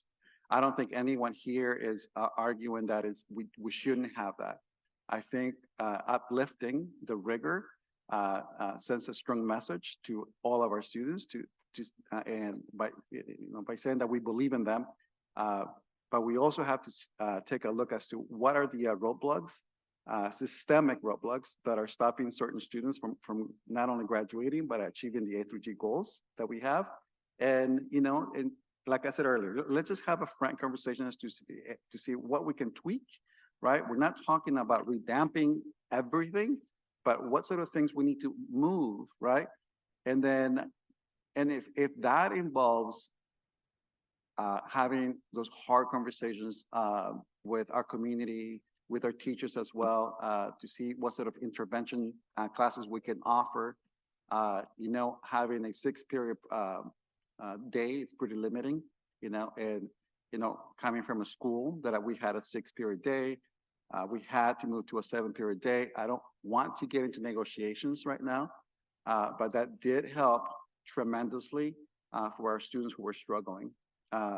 It's not the panacea. It's not something that will create, access for everyone, but it's time to start looking at creative ways to make sure that we are able to give our students what they need, and in a way that is not only accessible, but equitable to our students. And that's not a question, and I apologize for that. Trustee De La Torre, then trustee Sheffield.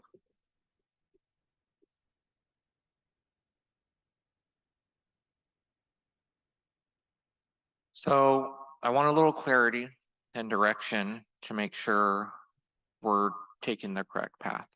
I do believe in elevating the bar and expectations to an A through G system, assuming we're able to provide the opportunities that that bar is attainable for all of our students. Are we preparing properly in the primary levels? Is there stuff we can do differently at the primary levels to make sure that those students are prepared at the secondary level to take these rigorous courses necessary to be A through G required? I don't want to be dependent on waivers for our level of success. Do you mind pulling up that slide of the 2024 projections of the high schools graduation rates? That really struck a chord with me, and I haven't been able to re-find it since it was up there. Yeah, thank you. So I know you're not reading the future. Nope, not this one, the actual high schools. There we go. So when I'm looking at this, and this is projections, I got 2 high schools over 40% and 1 high school over 50% of not on track. That is extremely alarming, and we need to pay attention to that. What can we do to ensure these projections don't come to fruition? Some questions we're getting from teachers and community that really need to be addressed is, I don't want our students relying on waivers and IEPs to get through high school. So there's a huge influx and initial requests for IEPs from students that are not necessarily adapted with the disabilities and learning disabilities, but it's students that are struggling to pass classes that may not be appropriate for all learners. Are we getting those learners prepared properly to be ready for that in high school? So I really want to get away from these projections. If we can have A through G and it be attainable for our students, what can we do to make that happen? What do we need to do to change? To be listening to our teachers and to our students and make sure that we are not only identifying a path to the UC, but all the other paths available to our students for successful, fruitful lives beyond high school.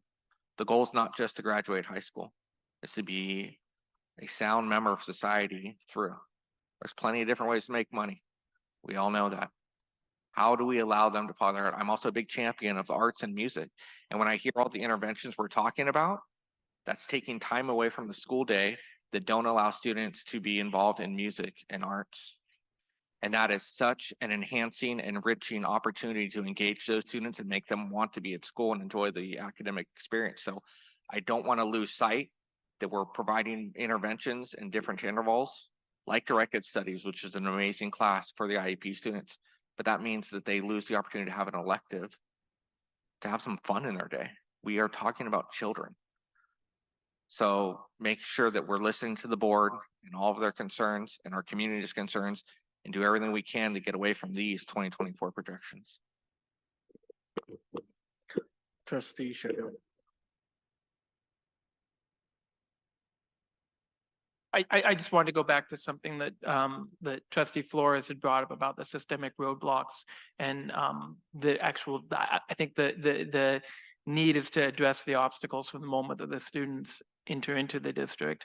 One point, and then last point that I wanted to make was that the interventions and the supports that we know we need and we've talked about for our A through G students needs to begin at the middle school levels as they're coming into our A through G graduation system. Stressing that. Thank you, Trustee Sheffield. I'm going to ask a few questions now. we're all over the place. So first I'm gonna start with do we have data on how many of our students are coming in from the eighth to the ninth grade and they're already behind and not prepared and starting the race, you know, from behind the finish line? So do you want to talk about CASP or where did you want to go? Okay, so our data point for eighth graders coming into ninth grade is CASP. So our state assessment on mathematics and English language arts. Obviously, we also have grades that tells us how kids are doing. That information is reviewed to understand courses. Obviously, all of our students receive Math 1 instruction, but that should be a time where we are looking at what other supports and layers of need there are with students if we're just talking about students transitioning from eighth grade to ninth grade. Yeah, okay.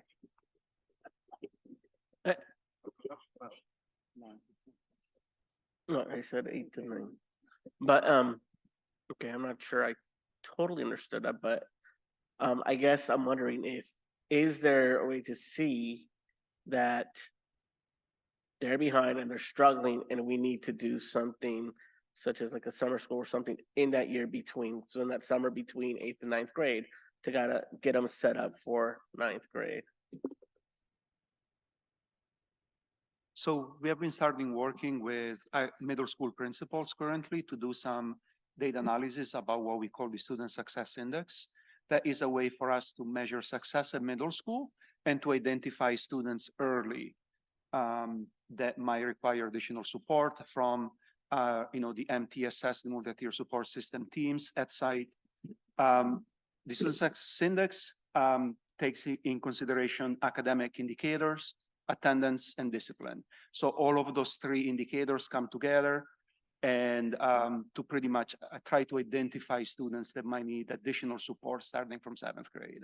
So that's something that we have been starting to roll out to all our middle school principals, and those conversations are starting to happen early. As Superintendent Fennell said, we are starting to take a look, earlier. We cannot wait until students are in 11th or 12th grade out of time. But we are really trying to take a look at these early grades, middle school specifically, on how to identify these students so that as they transition to high school, they are on this pathway to success. And this is a question that comes from a lack of understanding. I come from like a different cultural perspective that's been ingrained to me from Mexico. And my mom's ingrained it to me. The idea that students move on when they're not ready. And I don't understand that concept here in this culture. And I'm wondering if maybe that could be explained, because I've also seen it asked a lot like in social media and stuff recently, but I really don't understand it. Yeah, I'm blue. I share your same confusion because I also come from Italy, where you need to pass every grade level to go on and you actually are retained. Now, the way that we are structured now here, we have age-based promotion throughout our system. So students enter in kindergarten and they move through the grade levels as they age with us. Once they hit ninth grade, because graduation requirements is based on credits, which is number of courses that they successfully complete, then that is where the age-based system kind of like stops and we move more towards a credit-based system where students accrue the number of credits in order to graduate. And then, like if you divide 220, 240, because that's how much time we have to do credits by 4, you figure out the students can complete about 80 credits, 60 credits a year, sorry. And I would be remiss if I didn't talk about the implementation of the Common Core State Standards. Those standards were written and adjusted in grade bands so that we can reach and integrate skills across grade levels in a more seamless way. I know that's easier said than done, but also certain mathematical skills started to be built in earlier grades, such as algebra, So really looking at how we provide some seamless education with some of our subject matter so that there would be less of harsh transitions grade level to grade level, but there would be articulation that builds over grade levels to provide the build of proficiency over time. And I also bring that up in the context of communication because I think there are a lot of parents that see, well, their child passed 8th grade, now they're going to high school. And I think they have that expectation and assumption that, oh, well, their child's ready to go.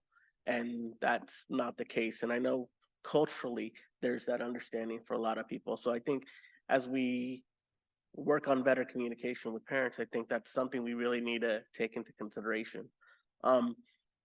And this is a difficult one for me in terms of communication because I don't see how we do it effectively since we're working with so many districts. But I think that in what I've seen a lot is that we're losing a lot of students starting at the middle school level. And so I think really having effective communication with families, with parents at that elementary level to ensure that they're doing everything that they need to do to make sure their students are succeeding in middle school. I think we need to make sure that we're doing that more, especially as it relates to this discussion on A through G and what it is, even though it might be way down the line. I think we need to make sure that parents are understanding that. So because Director Sheffield brought up communication, I wanted to briefly touch on that. I did also have that question on that I think Trustee Flores brought up on schedules. I know that I've mentioned this for years, but like the idea of having more, it's a solution of more sections available for students to have more classes, more electives. How do we modify our schedule? The example of Rancho Cotati's used often. How can we do that? When I look at it, and I've created a schedule, like for me to understand, we can do it. At any given point, teachers have less students at any given point, but I think the issue becomes around how many students they see in that whole year as it ties to contract. And I think those are things that are concerns that we need to address. But it seems like it would just offer so many more opportunities for students to meet some of these needs when they're falling behind, to take more electives, just to be able to do more. So I'm wondering, have we really taken the time to look at that as an option and maybe have discussions with our employee unions? Given the fact that we've sunshined our our negotiations proposals, I can just share that an identified factor is potentially looking at that. And I won't say any more because we are in that space. But overall, I think that is always something that we want to look at. And that is why we do course interest lists midway through the year. We actually gather interest from our students on the courses that they want to take. And that is what seed plants, am I saying that right? Plants the seeds for how we build the master schedule, which is extremely intricate. And because we have some singleton programs or specialized programs, and we have only so many sections that we can fill, plus all of the ratios and things like that that currently exist, it becomes a mathematical sort of work of art in how we navigate placement, also making sure students have the required courses that they need and the courses of choice. So it's rather intricate, but yes, we can continue to look at that and we will be having those discussions. And that also takes me to earlier as Assistant Superintendent Castro was trying to talk about the different things that are available at the different campuses. And as a board member, I think it's so complicated in our schools. Like every school is so different to understand everything so differently. Like to me, I wondered, wouldn't it be more efficient and make more sense if we had a consistent system throughout the district that just kind of worked? In my mind, it seems simpler, but I don't understand what holds us back from potentially doing that, or does that not make sense? So I will add, and I don't know if Dr. Castro would want to add anything further. There's a fine balance when we think about having a static program for all and then asking students for what they're interested in. And then couple that with the types of CTE pathways that we then build based on that interest, for example. So that automatically creates differences in our programs that really should be seen as opportunities based on students who attend our schools and us responding to their interests, barring the traditional courses that we must offer. But even then, I will give our district kudos. We are by far further ahead than many districts around ethnic studies and just the variety of courses that we are offering. Many districts offer a traditional, this is the ethnic studies course, you take this one course, that's how you graduate. And we are integrating that in math, English language arts, visual performing arts, PE even. So we're looking at a variety of ways based on the interest of our students and our families whose children attend those schools. And that's what makes our programs specialized too at our schools. And going back to that, I think it's slide 29. I don't know actual numbers, but I think in conversations with folks, it seems like maybe there's been an increase in students participating in dual or concurrent enrollment, taking classes at the GC and stuff of that nature. I'm wondering, one, is that the case? And two, are numbers from students taking those courses incorporated into these figures? And if so, do we have an idea of how many are from a college versus from our courses? That's a very good point. And this is the right slide, correct? Is this the one? Yeah.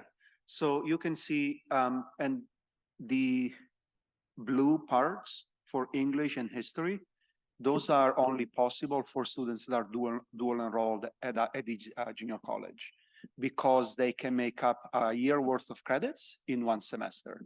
So for example, a student that is currently enrolled this semester in an English class at the junior college will be able to meet the graduation requirements in January once they turn in their transcripts, rather than waiting until the end of the school year.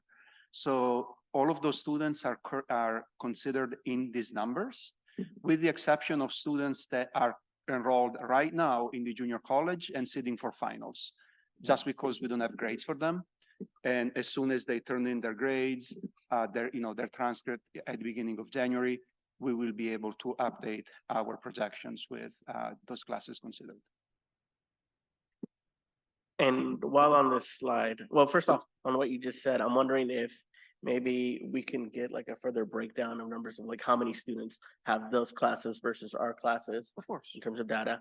And this slide compared to the previous slide, could you go to the previous one? This one or the Oh, one maybe after? it's the next one. This one? Yeah, that one. Okay.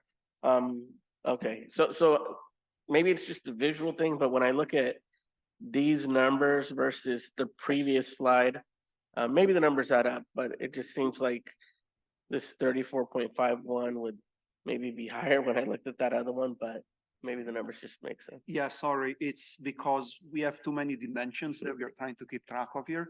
So here is by grade, by subject, right? So you see at the very left, we have graduation status, and that is the average across all subjects. And here, what I was trying to show was the difference in on-trackness for the different subjects, right? Now, the different subjects, because we require different amount of credits and the timing on when classes are offered, students can meet those graduation requirements at the end of their 11th grade. That's why we have these big differences between the green and the blue bars. Now, if you just focus on the leftmost bar, the one that says grad status, keep that in your mind. And if we go to the next slide, that is the bar that I'm breaking up now by schools. So if you were to smush all of these bars together, we would get this left bar, right? So that is the difference. The problem is that we have 5 schools, 6 subjects. We would be looking at 60 bars. And, you know, at 8:30 or whatever it is, it's a little bit too much to take in. So I had to make some choices on what to cut. And, you know, I cut the subjects. Now I can provide, you know, another 7 graphs like this, where we actually see how each school falls for the various subjects, if that's something interesting that we might, you know, wanted to discuss in the future. And on that other slide, when you were speaking on it, you mentioned something about like government and economics. I think it was under the history. Were you saying that that wasn't included in this, or were you just saying it was one of? Very, very good point. So if you look at the green bar for history, see how big that is 68%. Because all our seniors need to complete US government and economics in order to graduate. And those 2 classes are offered during the 12th grade.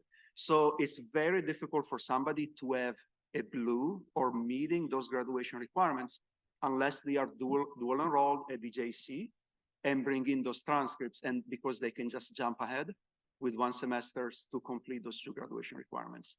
So that, you know, 9% that you see there are usually students dual enrolled that bring in credits from, you know, an outside agency. But most of our students, you know, 70% of them are currently on track, meaning they are most likely currently enrolled in US government, passing with you know, passing the class. And so they are in these green bar. Similarly, now, if you look at the red side, right, that 22%, these are students that are either failing their US government class or have failed either world history or US history. That is our 10th and our 11th grade history class. Unfortunately, if you fail one of those classes, given that you need to take US government and economics, you don't have enough time in your day, like, to make that up, unless you double up. And then again, right now you're missing out on an elective, and we go down, you know, the rabbit hole of we don't have enough time for them during the school day to make up the credits that they missed along the way.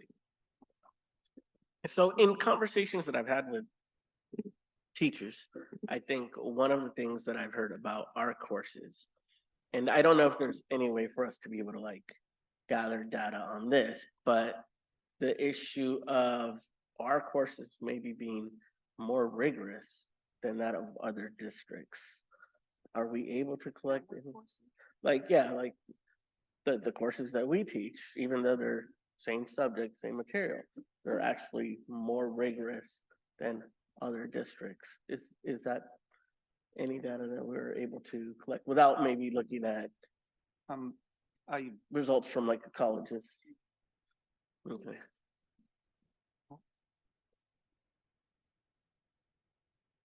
That kind of data would actually take meeting with every district and talking about what they require.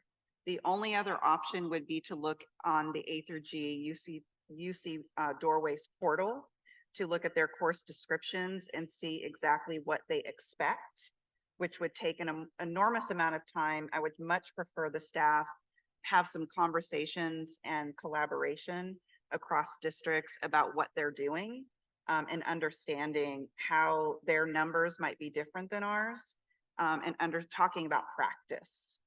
Because even then on paper, it doesn't fully describe how it's implemented.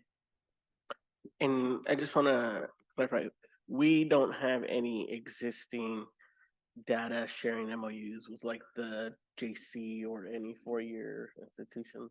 Is that correct?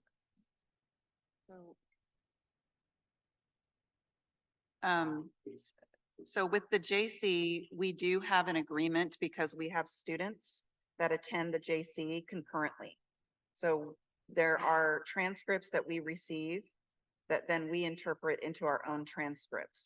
Are you meaning? But nothing for post-graduation tracking data, nothing of that nature. So all of that is actually in DataQuest. You can go there and see cohorts of students. You can actually see the data of our students 3 years afterwards, after they've left us, to see if they enrolled in college and actually if they stayed and graduated. And I'll leave my final question as back to, I think you mentioned next steps and the committee on graduation requirements. Just curious, like who or what groups compose that? So it's a new committee. Earlier in the fall, we cast a net across the district and asked our staff if they were interested. We gave a variety of committees and we asked if anyone was interested in any of these committees. So we actually have a cross section of students, I think we'll get there, of teachers, counselors, administrators, and a board member who is comprised of this particular committee. I've been holding on implementing and starting this meeting because I wanted this conversation to start and happen so that we know all of the moving parts and some of the interests of the board before we got to work. Thank you. Now, Trustee De La Cruz. I want to go back to that slide with the high schools and the differential outcomes.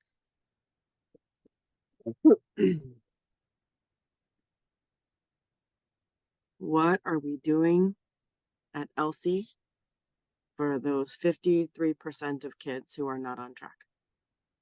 That is just a glaring inequity in our system. And I just feel like we need to get really practical because that's not necessarily policy, as we've heard, right? That's not A through G.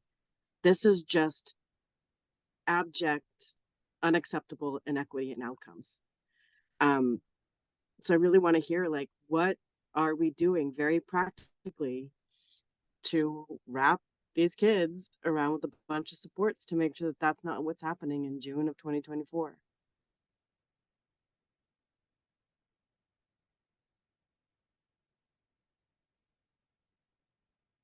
Thank you, Director De La Cruz, for the question, which I heard most of because of that. I got some echo there. One of the I think initiatives that's we're hoping to be helpful there with that is in adding the 7th period to be able to support students with additional options and possible interventions.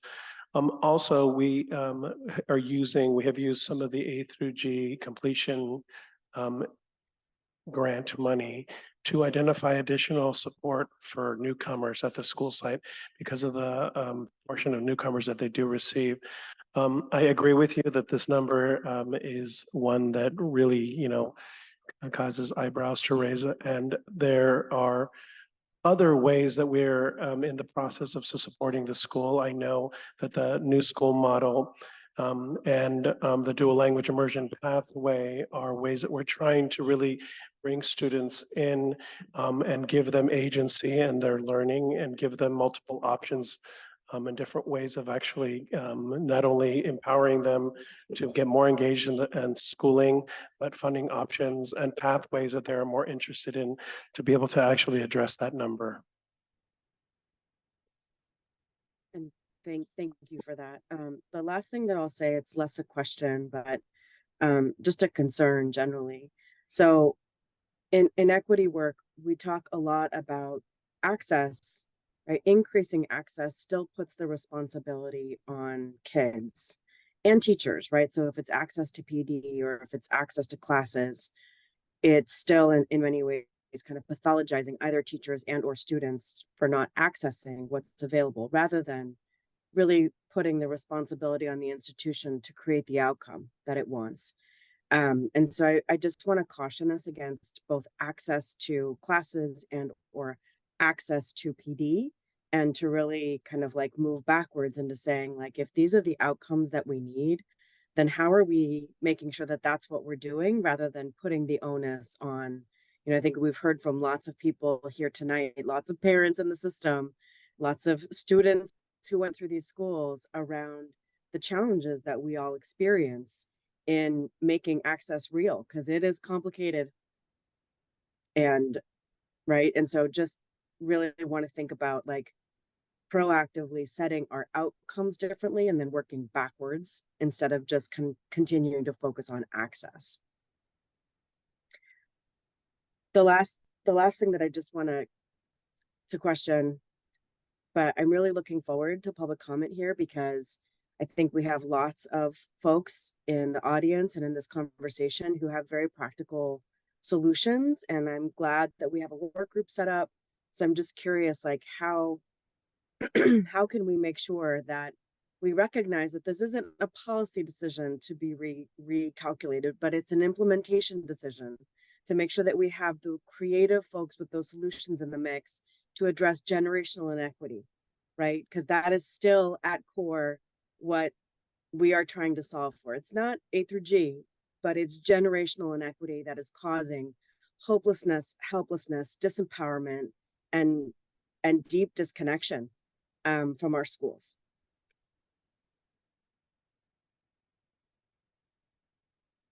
Trustee Flores.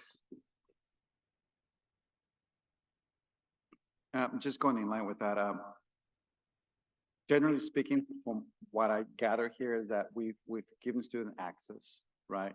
But yet access hasn't yielded the results that we, been wanting to, right? That's what it looks like.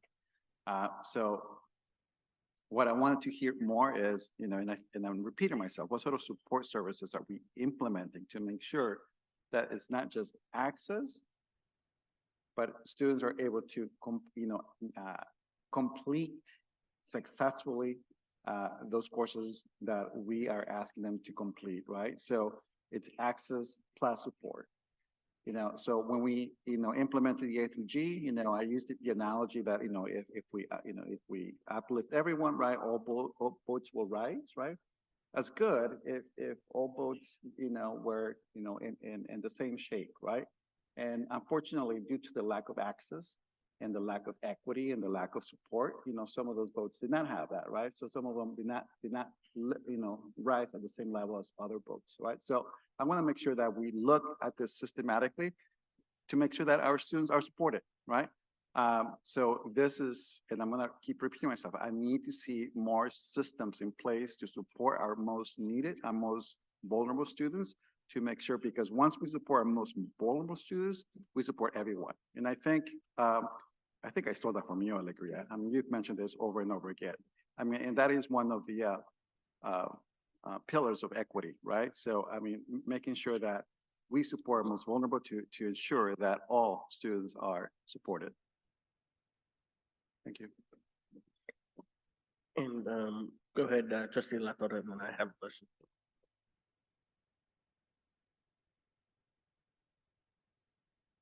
Really want to uplift the board for those powerful comments and just keep reiterating because it is so important. We have the unique situation where we are trying to implement this on 5 comprehensive high schools in the same district. We are not like our neighboring districts and schools where they only have the luxury of focusing on one high school program and putting all their resources in that one basket to get those kids through their high school experience. We are trying to implement this at 5 different comprehensive high schools and 1 alternative high school and get them all to the same finish line. One size does not fit all. The standard can be the same, but there have to be different paths to get there. So how do we set that bar high for our students to achieve their life goals and dreams and provide different pathways and opportunities for them to achieve the goals that they work so hard for? Okay, so I have a question, but first, I just want to be clear in terms of like what I've seen in terms of courses and the style of courses now. Like the base is a basic A through G course. Then I think there's like weighted like honors courses, right? And then there's also AP courses, right? So those are the 3 different paths. Okay. My question on, I think earlier we talked about like the integrated math, which is math 1, 2, and 3. So from the timeline, I believe that has always only existed in an A through G model. Does that sound right? For integrated. For yes. integrated, okay. I'm curious, one of the things that I hear frequently now is PBL, project-based learning. Do any of our math courses exist in a PBL model? Is that a thing for math? I'm curious.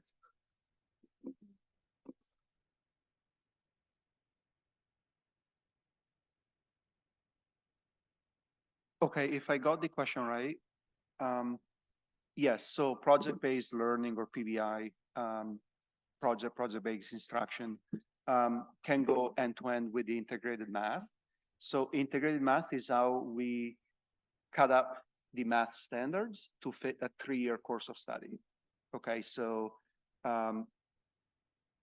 traditionally, math was algebra 1, geometry, and algebra 2. So thinking about it like as 3 layers like this side by side. What integrated does, instead of layering them side by side, they layer them horizontally. So now we're looking at integrated 1 that teaches both content from algebra and geometry, integrated 2 that teaches both content from algebra and geometry, and then integrated 3 that has both content from algebra and geometry. Now, project-based learning is more about how we teach, and it's based on the curriculum. So as was mentioned before, each school, each of our comprehensive schools has adopted their own curriculum and is implementing the integrated pathway depending on the curriculum material they have access to and they have adopted. And just to add to that, yeah, I just want to emphasize the point that when you're referring to the name of the course, you're talking about the content. When you're referring to the project-based learning, you're referring to an instructional approach, which is something that wouldn't necessarily be limited to mathematics, but could be applied in just about any content area. And if I can, I think we kicked you out, sorry. the model for project-based learning is very intricate. It requires training and certification so that we are actually implementing the model to fidelity. We do have some of our classrooms more on the elementary side who've been doing that.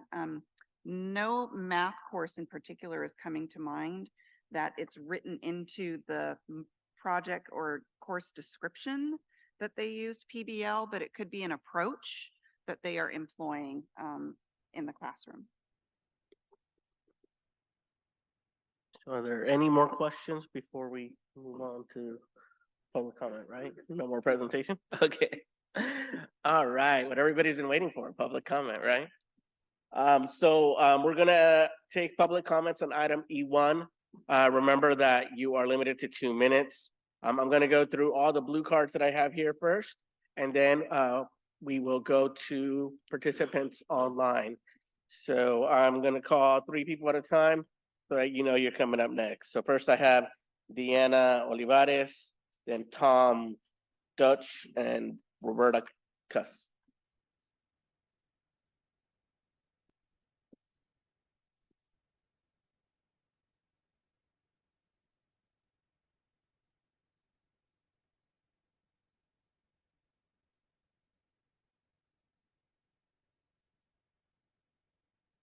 Hello, Superintendent Trinnell, President Medina, and board. There's a lot of data here presented tonight, but as Mrs. Trinnell said earlier, that data, those are human beings. And the data I wish you would look at, and I wish we wouldn't have spent an hour looking at. I wish you would have let us all have 5 minutes each because we're the data, the teachers here, the parents, the students.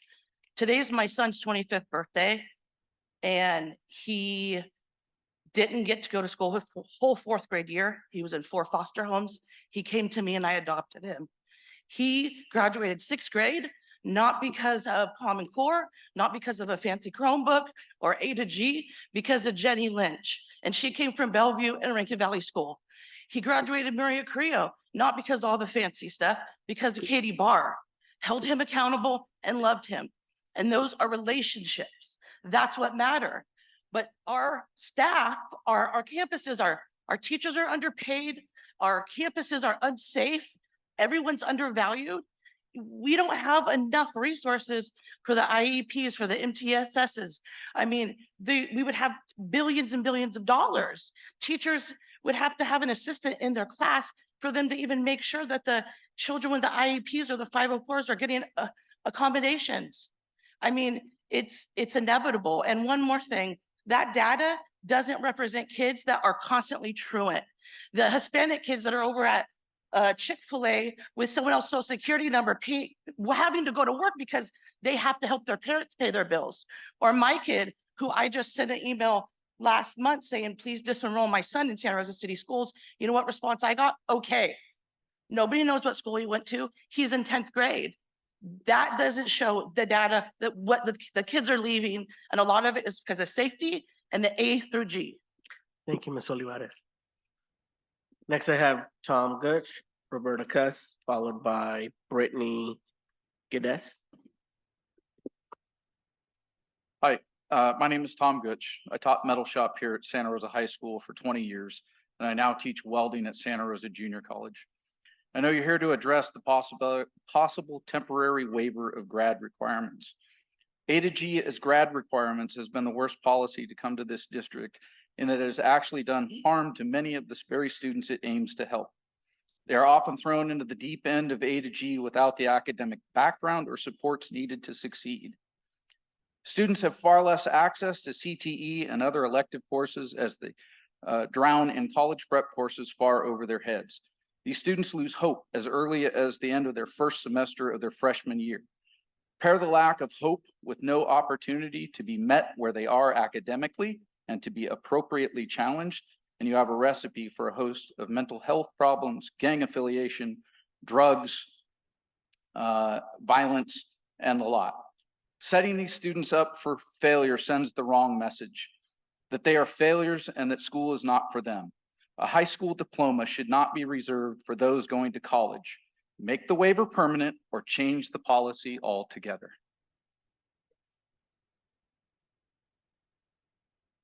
Thank you, Tom. Next, I have Roberta Cuss, followed by Brittany Geddes, and then Stacy Olson.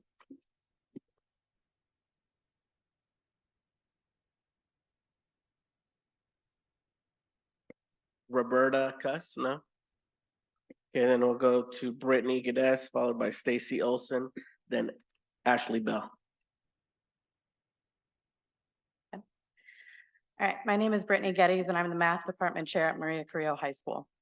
Our students are struggling and they're feeling defeated because they are stuck in math classes that they aren't ready for. I'm not against requiring 3 years of math. However, we aren't meeting our students where they are by limiting the class options. Do you know that the district staff members have decided we can no longer offer the 2-year Math 1 course? They also long ago eliminated algebra readiness. Both of these are A through G approved courses. When we ask why we can't offer them, we get no answer. We need these alternate options for 9th graders. We also need a survey level Math 2 course. A to G is good as an option, but it is not enough. And initiating a waiver year after year doesn't help. We need to find pathways to lead our students to graduation and success. Thank you. Thank you. Next, I have Stacy Olson, followed by Ashley Bell, then Michael Von der Porten. My name is Stacy Olson. I am the Math 1B teacher at Maria Carrillo High School, and I also teach Math 1. This semester, I have seen immense growth in my Math 1B students. And I'm so proud of the growth, grit, determination, and vulnerability they have shown in order to address the gaps in their math skills. Their hard work is paying off, and they will be ready to succeed in Math 2 next year. Unfortunately, I'm watching 9th graders in my Math 1 classes who are failing to keep up because of the gaps in their math education, who would benefit so greatly from a slower pace. The decision to remove the Math 1A and Math 1B program is causing these 9th grade students to lose their confidence in math abilities and any enjoyment in learning math that they might have had. You are forcing them to fail and removing their opportunity to grow at their own pace. Constructivist theory, in a nutshell, states the brain learns through building schema with graduated levels of support. As math teachers, we are not physically, mentally, or emotionally capable of reaching both students who are on level and students who have previously failed Math 8 and do not have necessary math skills to be successful in Math 1. And it breaks my heart to know that I would be able to reach these ninth grade students if they were in a class like Math 1A where we can go at the pace they need. Thank you. Thank you. Next, we have Ashley Bell, followed by Michael Vonderporten, and then Tracy Maniscalco. Ashley Bell, Santa Rosa High School. I have come to this board countless times on this subject, and I fear that my voice is becoming the teacher's voice in Charlie Brown, but I'm going to speak anyways. One size fits all rarely fits anyone at all. Our education system needs to change, and I sincerely believe that the intent of the graduation requirement change was to do just that. The results just haven't shown up yet. While my experience is anecdotal, more and more teachers are verbalizing the same thing. This isn't working, at least for most of our students. I don't know how to motivate a group of students who've already given up. I've tried building relationships, and I have many students who fail my class but come in every day with a smile. I have translated and scaffolded and best practiced my way through, and every time I sit down to reflect, I can't help but feel like a failure. My students are failing, and I don't have anything to help them except a chance at a waiver their 7th semester of high school. We never know what that waiver will consist of, so I can't even guarantee that there'll be a class that has a plan that benefits them directly. At the end of the day, I'm just a teacher. I wake up each day hoping to be a better teacher and a better mother and partner and friend and daughter. But I am part of a system that is making graduation harder, that does not value careers that don't require a degree, a system that says JC classes are good enough only when you are in high school. When I ask for help, I'm offered Google Translate, and then I'm told not to use it. Small classes are folded because they aren't economically beneficial, and I come to board meetings and I'm told that the real solution is connection and relationships. So I keep showing up. I keep trying, despite knowing how futile my efforts are, because the graduation requirements aren't changing and the waivers are coming too late. We are not only requiring students to take more classes, those classes have mandated rigor standards that make the classes more challenging. We have only created access because we offer no alternatives. We need a permanent off-ramp. We need parent education around what that means, and we need many tracks to fit the diverse needs and dreams of our students.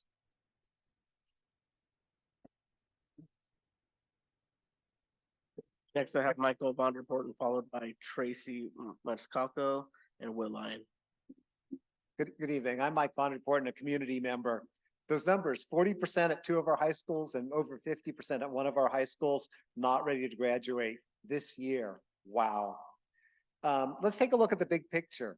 On A to G, we've had 25% of our kids be ready to graduate A to G kind of as an ongoing basis. We may have improved that by 5%. And if that's true, that's a good number. But what about the other 70%? It looks like half of them no longer get a diploma. We need to free the data. Let's get out the data. Let's give us the demographics. Let us allow us to do longitudinal studies. The data's there. Let's use the data. The data that presented today was not rich. There was some good data, but it wasn't provided in advance. And the black and white photos, drawings don't allow us to analyze it. I was taking photographs trying to get the colors off the screen. I still can't figure it out. There are key data out there. That's the grades. Let us see the grades. Let us look at it. One of the questions is it a denominator problem? We don't know the numbers. We can't tell. So this decision you're looking at might change the percent who are not ready to graduate from 38% to 34%. 38% down to 34. 34 is an awful number. I'm going to invite you to do more than just look at this waiver. We need to deal with our freshmen and our sophomores. We have data on our freshmen and our sophomores. We know that we have a problem. We need to give them an option and a way to graduate now. Don't wait 2 more years, have them frustrated for 2 years, be disruptive, destructive, and now violent. We don't need that. Let's deal with it now and provide those students an off-ramp. If you told me we're going to have a class where you have to run a 4-minute mile, and after 6 weeks of training, you can see this 60-plus-year-old guy can't run a 4-minute mile, it's time to set a newer standard. Let's start with a 6-minute mile. Right. Thank you. Next, I have Tracy Maniscalco, followed by Will Lyon, then Naida Giglias, I believe. My name is Tracy Maniscalco, and I teach chemistry and earth science and sometimes AVID at Montgomery High School. In 1981, the ruling in the case Castaneda versus Pickard established 3 criteria for an English language learner program. 1, it must be based on sound educational theory. 2, implemented effectively with adequate resources and personnel. 3rd, It must be evaluated as effective in overcoming language handicaps. From this lawsuit and the ruling, the state of California has developed the general requirements or the EL student program assurances. Point 9 says the local education agency, in this case, our district, provides adequate basic and supplemental resources to each EL student with learning opportunities in an appropriate program, providing equal opportunity for achievement across core curriculum. A newcomer was put into my first period chemistry class of 34 students. Putting the student in a room of 34 students is not providing her access. I sought out the help of our multilingual services because Google Translate does not work for chemistry. Google Translate is not programmed to recognize chemical formulas, so ions that are capital S, capital O, they try to interpret it as the word so, or N for nitrogen, norte, because it's trying to make a word. So where other classes can use this service, I cannot. My student arrived here last spring, being raised in Mexico. She's being denied her rights. Our district needs to provide a balance. I'm already doing all the things by lowering her assignments, making less multiple choice options. I'm doing what I can, but Thank I'm you, a Tracy. person, not personnel. Thank you, Tracy. Next, we have Will Lyon, followed by Anida Gigliats, and then Jonathan Moko.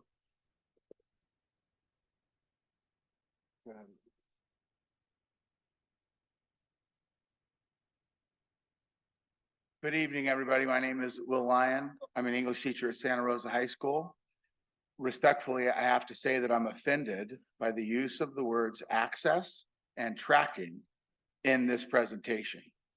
By board policy, all of our kids had access to college prep classes 6 years ago.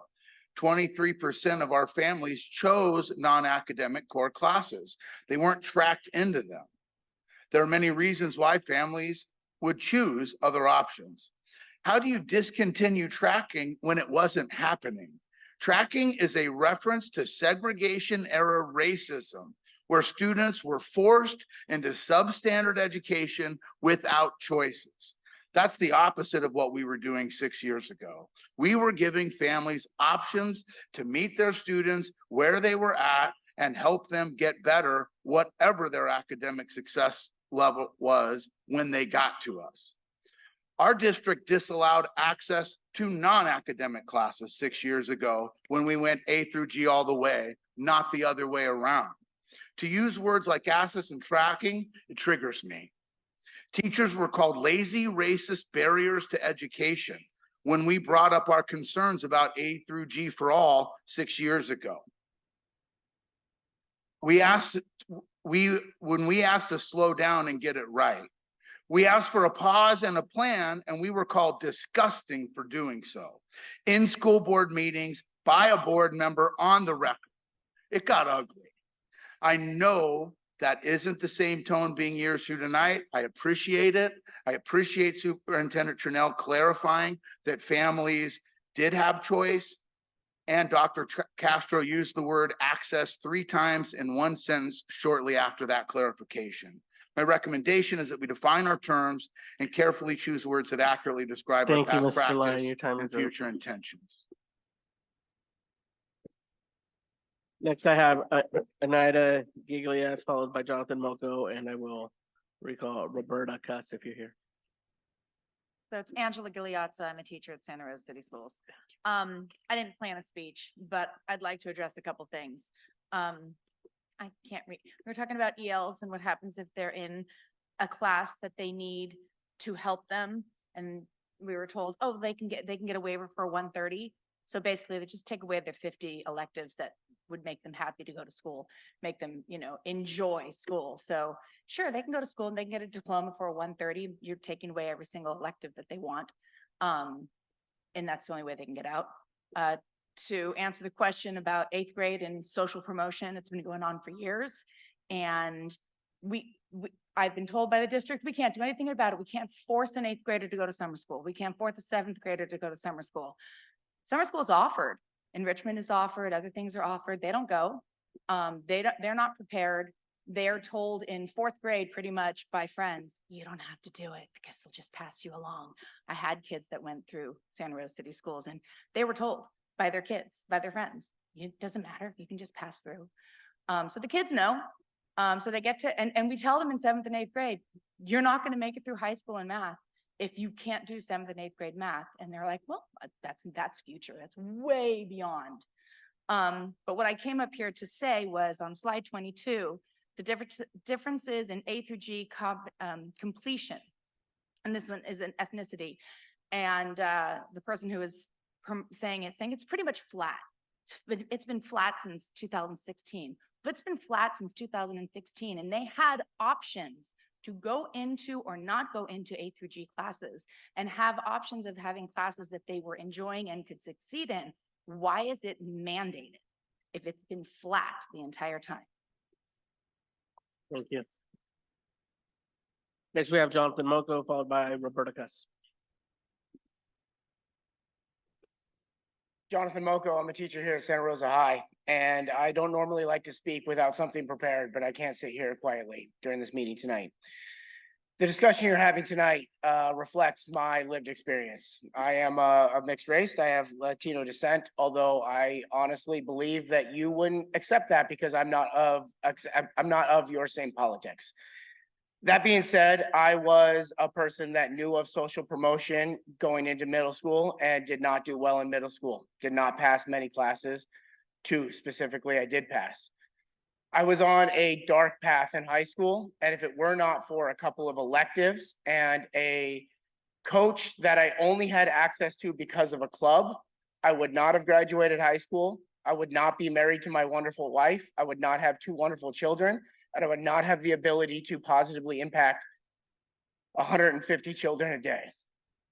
You are taking away access as a policy choice. If I were in the policy that you have implemented, and I granted some of you have inherited, but this board took away options 6 years ago. If I were in this situation, I would not have graduated high school. There's no way I would have met the requirements. I look in the eye students daily that love me and respect me, and I love and respect them. And they tell me, Mr. Moko, why should I do this? I can't pass math. And what option do I have to tell them? Do I lie to them? Are you asking me to be dishonest with them and tell them, yeah, just do your best in my class. Everything will be fine. You'll get a waiver. You want data? 100% of the policy is failed because you've needed a waiver every freaking year. 100%. Look at the data. Meet the students with what they need. Give them options to have electives. Thank you. Your time is up. It doesn't matter. You're not. Is Roberta Cuss here? If not, is there anyone online that would like to comment on item E1? Doesn't look like there's any hands up, so we'll bring it back to the board. Oh, there are?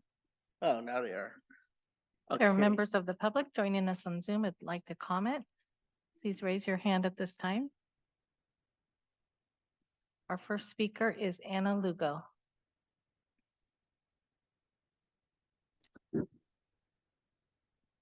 Good evening, can you hear me? Good evening, members of the board, Superintendent Trinell. My name is Ana Lugo. I am a resident within your district. I also have family members who are in your district who are currently enrolled in your schools. I was there many years ago when we were fighting for the A through G policy to make sure that students had an opportunity to be able to attend college if that is what they wanted. And I am saddened this evening to see the false narrative that continues to be propagated. At that time, it was by the Santa Rosa Teachers Association, and it seems like it's still the same today around the ways in which some children are just not cut out for the A through G curriculum. And I actually would like to encourage us all to think about the ways in which the schools are actually failing in providing the support systems that students need. As someone whose primary language was Spanish and arrived to this country in 7th grade and was able to graduate from a private school and go to a 4-year college, there are many ways in which students can be supported to be able to meet the standard and to be able to be successful and feel good. And part of that is really engaging with parents and families and leaders in the community that have walked this path, that know this path, that can provide a reflection for students so that they know that it is doable. And yeah, one size does not fit all, but there was a tracking system, and we can discuss that day in and day out. The reality is that some students were not allowed to go into college prep classes, and so this is justice. And now it's about figuring out how we support our students. Thank you, Ms. Lugo. Your time is up.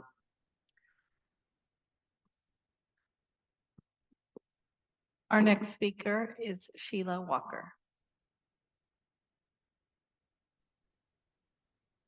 Good evening, President Medina, board members, Superintendent Trinnell, and the community. I have just listened and I've learned quite a few things. So I appreciate the discussion on academics.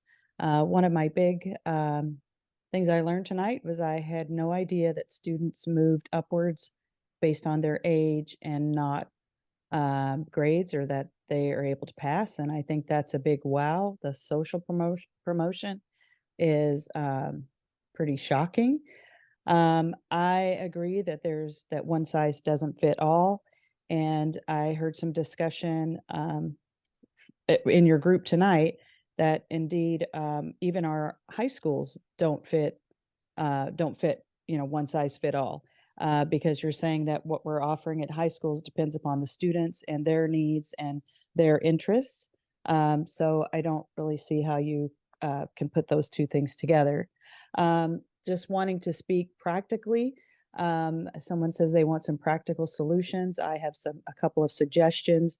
Would be speaking to families in the middle schools to explain, and that would be in 7th and 8th grade, what the graduation requirements are, so that you can try to hit up the families more than one time prior to enrolling in 9th grade, so people start to understand. And then the other thing that I would like to recommend is that this board, about 2.5 years ago, approved reducing middle school instructional hours to the minimum required by Ed Code. This was done while our students were still in online learning. That has not helped our students. Cutting those hours, there was right there, you could have helped all these students before they went to high school, and that would have been an easy solution. Thank you, Ms. Walker. Your time is up. Our next speaker is Annie S. You can please state your full name for the record.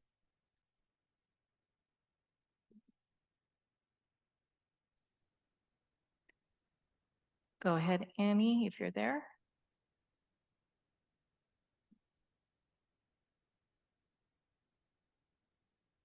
We'll come back to her. Our next speaker is Ann Donegan. Thank you so much. Can you hear me? Yes. Lovely. yes. Thank you. My name is Ann Donegan. I am a parent of a proud Santa Rosa High School graduate from last year, and I think he got a great education at Santa Rosa High School. I'm also a historian at Santa Rosa Junior College, and I welcome, as do so many of my colleagues, so many of your students coming into my classrooms every year. And I just want to say I so appreciate this rich discussion, and I want to say that I believe that everyone on either side of the pro-con A through G debate truly wants the best for all of our students at Santa Rosa City high schools. I do want to recognize, though, that I do have concerns that it's so easy to blame the teachers at Santa Rosa City schools for the current problems. I think that we all need to listen to what our teachers at Santa Rosa City Schools are saying, because they are the experts and they are the ones in the classrooms who are caring deeply about what their students need to be successful. At SRJC, and I know I have had wonderful teachers from Santa Rosa High School and Montgomery High come to SRJC for our professional development days. I would urge my Santa Rosa City colleagues to really build the relationship with SRJC. I know we have a great relationship, but to strengthen it. But I just want to say at the JC, we are dealing with very similar issues in light of the passage of AB 705, which doesn't allow us to offer pre-transferable classes at SRJC. And that is not helping our students, and it's not helping your Time is students. up. Thank you. Our next speaker is Brittany Alfronte. Hi, yes, Brittany Affronti. I am a special education teacher at Maria Creo High School. So I co-teach earth science, and I also teach our small group instruction, Math 1A and Math 1. I love co-teaching. I am all for co-teaching, but not all of our students fit that model. And taking away access to students, it's awful. I have students who spend hours every day at home working on their earth science homework because the class is an A through G requirement and it's rigorous. And at the end of the semester, they're barely pulling a D- for hours and hours and hours that they are spending killing themselves. And I want to see more for them. I hate that. I hate having to look a student in the eye and say, despite all of this work that you have done and all of this effort, this is what you have to show for it. So I'd like to see options. Thank you. Thank you, President Medina. There's no other hands raised. Thank you. So it'll come back to the board. I have Trustee Manietti, followed by Trustee Flores, followed by Trustee De La Cruz. Thank you, President Medina. I just want to ask a question about one of the practical solutions that we just listened to during public comment. Have we considered the reintroduction of Math 1A, 1B, or any of our lower level math courses that are A through G compliant as part of our efforts to provide more supports to our students? We actually did. I would like to invite Roderick and or Tim to come forward. You can just go to the speaker mic for ease. Yeah, right over here. Or sorry.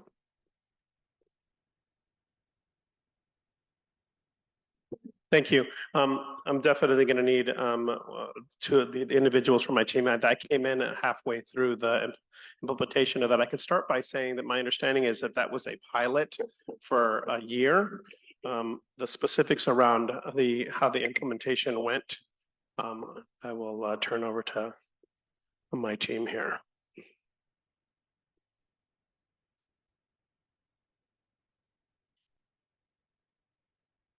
Good evening again. So thank you for taking a minute for us to come up here and answer that question, Ms. Manieri. So Math 1A and 1B, first of all, I just want to just make sure I make a clear distinction. We actually have a course in our special education program for students that is termed Math 1A, 1B. We also then began a pilot series of courses, Math 1A, 1B, that were for kind of our academic students and track of students who are not being served by anything that was an IEP or needed some kind of adjustment. Then with that, we went through the first year of Math 1A, looked at data and information about how students were doing in those courses and the impacts on a whole multitude of things. There was classroom observations, There's consideration of student achievement outcomes. There's looking at kind of like whether or not they were able to understand and grasp the core concepts that were going on. And then considering, we were also looking at whether or not students were getting access to and moving closer towards what you consider the Common Core standards, and that the course was not in any way inhibiting that. Then there's Math 1B this year, which is the second leg of that pilot, to see kind of what the benefits are for students. And at this point, I'll turn it over to Ms. Martinez to kind of speak about where we are now. So I'm Samuel Martinez, Director of Educational Services. So in response to that, as we closed the year last year with the Math 1A, which was the first year of a 2-year pilot, after looking at a lot of the data, it was decided to pause a second cohort starting this year in 1A and to complete the pilot through the second year, which is where we're at now. A lot of the feedback that was gathered, there were issues, one with the curriculum outline. There was no predetermined when the course was written. There was no predetermined content for 1A versus 1B. And so one of the things that we had to do is to try to build that out with teachers in real time as they taught it. There was no determination of what content in Math 1 would be taught in either of the 2 years. Another issue was an issue with attrition and kids failing that were taking the course. So feedback that we got from teachers teaching the course and looking at their success rates, which in the 1B, actually we went from last year, several cohorts, a couple sections in 3 of our high schools that all went down. Like, I think we only have 2 sections now in one of our high schools, which combined are at 28 students. Another high school had to get rid of the course, the 1B course altogether, because they were down to just 7 students. And so they collapsed it. A 5th school never offered the course because they couldn't have, no teacher would teach it. There were also challenges in terms of figuring out who would qualify to be in the course. There were agreements that it wouldn't become a course where kids would be dumped in there in real time. And so there was a need to have predetermined criteria for them. So teachers were using an MDTP assessment piece, looking at grades, but however, because we don't have agreements with all our feeder schools, they didn't have access to all kids and all data coming in. And so there was a need to have greater information for kids coming in to actually create the cohorts, which were still being created as late as September. There was also an issue with getting parent buy-in and agreements in it, where in some cases, the agreement was being made after kids were being placed into the course, which wasn't part of how the course was designed. And so after all of that and feedback, one of the directions we had was to visit a district that had been doing this course. In visiting that district, we actually did a trip to Elk Grove and talked to a huge team there. In visiting that course, who had a 2-year math course for years, what we found out was that they actually did away with it, and their 2-year math course actually is 2 years in one in a 4x4 schedule, similarly to what was described earlier, which is something that Roner Park Katati has, where they were actually running concurrent semesters, 4 semesters in a 4x4 schedule in a 1-year iteration. They had done away with any other case of a 2-year math course. And so where we are in terms of the pause is that we have a series of based on feedback, based from teachers, based on data on the kids, a series of questions that need to be answered before considerations could be made with entertaining another course like the 1A, 1B. And so in the pause, we're looking at the success, hopefully, of now the smaller cohort of grouping of kids that are now through to the 1B, seeing where that success is, because we promised those kids that we would continue the commitment to them. However, in terms of starting a new cohort, I think that there are several other issues that need to be answered before doing that, where we can assure the kind of success that's necessary for the kids to proceed. Thank you. Let's see, who's that? Stephanie? Where did she go? Off my screen. Okay, we'll move on to Director Flores. I just want to say thank you to everyone who's spoken tonight. Your comments are noted.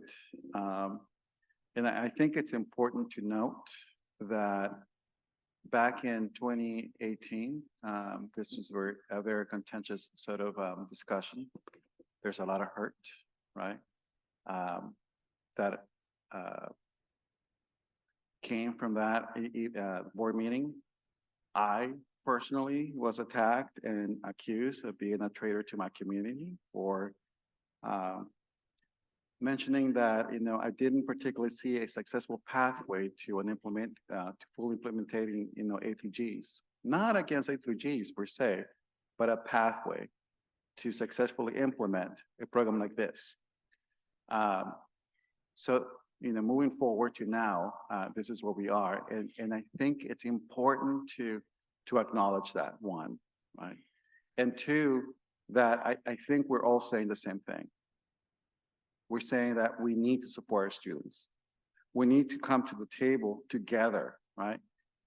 Without pointing fingers, you know, because we're at a junction that we need to be in a place where our number one priority right now is our students, the students that we're failing to make sure that they complete graduation requirements and that are not only college ready, but, you know, career ready.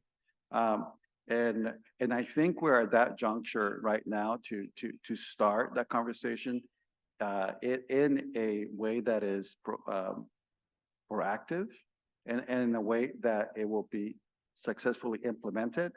You know, I heard, you know, what people had to say, and I still sense that there's some hurt lingering. You know, I carry that for a long time, and I think it's important for us to want to acknowledge that and to sit at the table and come up with some solutions to help our students, because teachers want what's best for students. I know our administrators here want what's best for students. Our superintendent wants what's best for students. We all have the same sort of goal. And I think it is time for us to start to put, you know, what happened in the past, right, aside and start working together to make sure that we do what is best for our students. Let's not be, you know, afraid to look at the data, even as negative as it might look, right? It is data that we need to look at to move on and to make sure that we implement, you know, a new phase or support services that will actually, you know, help our students. So I just want to say once again, thank you for coming forward tonight and talking about what you think is best. And I think it is time for us to sit back at the table and work on solutions that put our students first. Trustee De La Cruz. Thank you. Thank you, Director Martinez, for your explanation around kind of math 1A, 1B. I think we're really hearing the importance of slowing down, in particular on math, as kids are making that tough transition of social elevation versus elevation based on skills and knowledge. And I understand it sounds like you're really stuck in the implementation phase of that. I would just like a little bit more information about what school sites currently have that intervention, that pilot. And then this is a question for our superintendent. Is there a policy decision that needs to be made for this board to dedicate any additional resources and or to clarify what our A through G policy, you know, what was adopted in 2018 to reflect our dedication to really be working with what we're hearing from our teachers around this meets A through G requirements. It's what our kids are needing. And it seems like we're having a real hard time implementing that solution. So what do we need right now to kind of grease the skids here?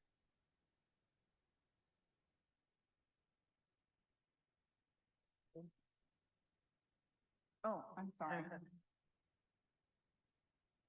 I thought these were questions for thought and not direct answers right now.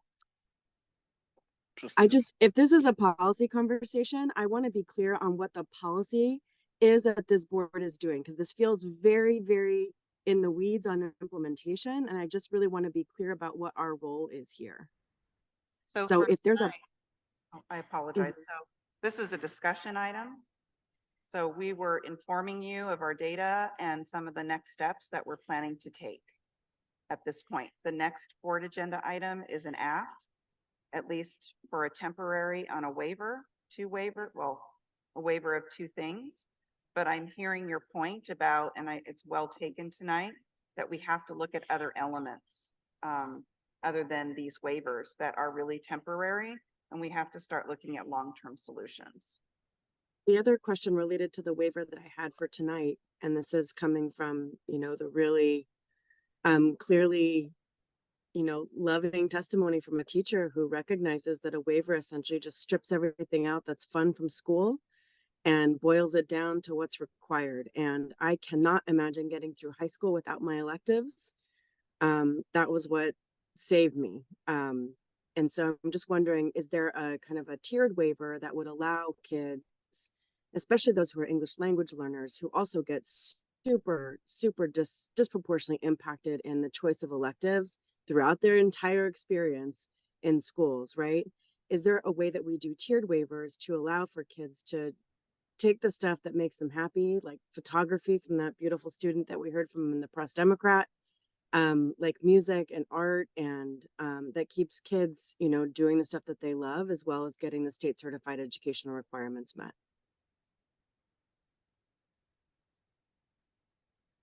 I think we can look more at that. That isn't what's prepared for tonight as far as offering change language in our board policy, but we can absolutely look at that. And I guess I'll just say that for now. And I guess my last question around this, like, waiver, or the way that we're interpreting it, why is it a foregone conclusion that once you've gone into the waiver, you're kind of capped at the 130 rather than allowed to continue taking electives? Is it just that that's what fits in your time left, or like what is the challenge with electives and the waiver? Apologies. The waiver doesn't decrease the number of credits that a student must take to graduate. They still must take 220. So by actually providing the waiver, depending on schedules, because we're talking about current juniors and seniors, there may be some options for them to take other types of courses. Again, it is a temporary measure to a more long-term need to look at a solution. Was that it, Trustee De La Cruz? Yeah, I think just going back to what Trustee Flores was saying is that I think we need some healing in our district around the way in which we approach this conversation as a community, and recognizing that there are lots of good reasons for people to challenge the outcomes that we see. And I really want us to be able to lean in to the feelings that we all have. And I'm grateful for the ways the teachers raised those tonight, and recognizing that there's also a whole lot of feelings that you're going to have when you look at outcomes that really show such gross disproportionality in outcomes based on race. And that's not biological, and that has nothing to do with capacity and intelligence, but that has everything to do with the way that our institution is functioning. And so, those emotions are going to be there right in the middle of what it is that we do every day. And I love that we're leaning into those emotions as a community and recognizing that they're all going to be valid, right? As we sit with our responsibilities to all of our students to make sure that they are leaving our institutions not harmed, right? But really as a result of staying with us, finding the ways to their own liberation, to their own education, to their agency and the choices that they make for the rest of their lives, and really held with love as they make those decisions with love and respect. Trustee Sheffield?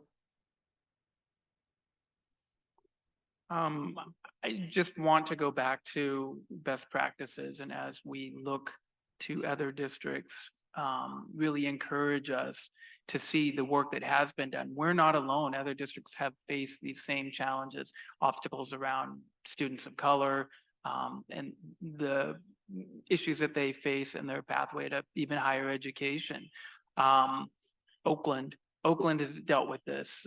San Francisco, Sacramento Unified, Elk Grove, it just goes on and on. We're not just looking at what's happening in Sonoma County or maybe what's happening in the Bay, but this is an issue all over the state. And we look at graduation rates, and we look at the students who just aren't meeting them. Other districts have faced these challenges as well. I would love for us to have these conversations, to reach out to these districts that have been identified as success stories, and then maybe even report back to us what are they doing that we need to consider. How did they get through these conversations? How did they communicate with teachers at individual school sites? Trustee McNally? I'm just thinking about the 7-period day as one possible way of creating more opportunities for students to take electives. And so I'm just wondering what would be the obstacles in implementing that? Would it be an increase in staffing or increase in pay for administrators who have to be on campus longer? So you don't have to answer that right now. I'm just wondering about that. So it would be potentially an increase in FTE. That is something that we experienced when we grew to a 7th period at Elsie Allen. There was also some specializing of courses too, because we're doing the dual immersion. So that also was a part of the process. We may need to look at the instructional minutes that are being offered also. And then of course, what comes along with that is course materials and what have you. Also, facilities are going to be really key when we think about options, especially electives. Not every site has a full kitchen for a culinary program, for example, or an auto body shop. We don't have that at every school. So we have to be realistic about those pieces of facilities as well as we think about growing programs, the capacity to be able to grow more sections. Any other questions, board members, any? Okay, first I did have a question on following up on the Math 1A. I think one of the things that was mentioned was that we're looking at maybe if it would come back or not. And the question was, who's we? Who's the we're looking? Is it admin? Is it admin with teachers? I'm just curious who's part of that conversation. We do have a math committee. We also have multiple representatives in educational services who are doing that work right now. And I think for my final thoughts, I'd just share that I think one thing you said, Mr. Lyon, was the fact that we didn't have tracking and that didn't exist. I just want to say that I saw it happening. I saw it happen so I know that it existed from my perspective, what I saw. So I think it's important to acknowledge that.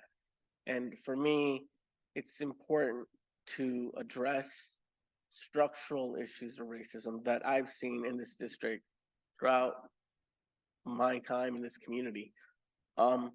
My consciousness around this issue didn't develop until I was in college, when I started seeing the students that I went to school with and the impact that it was having on them, seeing students graduate and then being at the JC and having to take math from arithmetic level moving forward.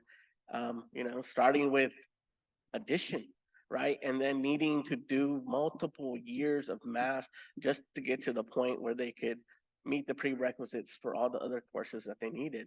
So it was that idea of being prepared, even at the JC. There's nothing wrong with the JC, and most of us know the JC is rigorous.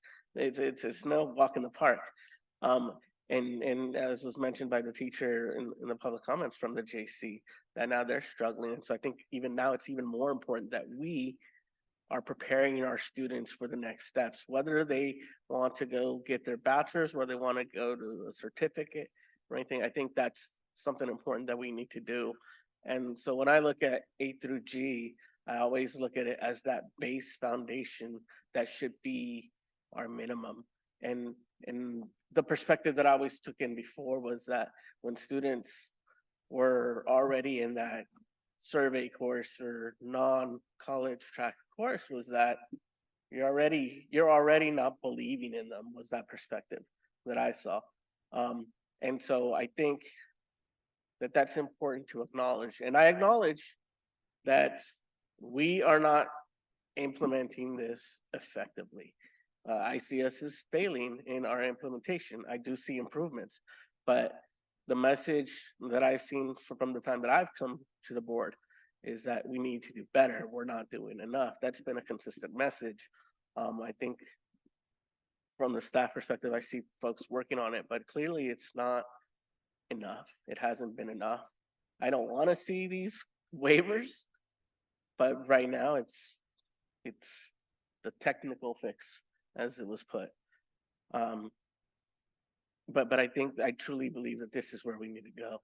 And I was glad to see that this kind of aligns with what so many other districts are doing in the vicinity. In terms of these graduation requirements, I really feel that this is not just this upper level work. I think it's really big picture. Like we need to, I want to see more data around what's happening at the elementary level, because I think it's that base foundation that happens there that's really ultimately impacting what's happening in our high school district. And I know that there's a big challenge because we have so many feeder districts. And so our internal data is limited to just our schools.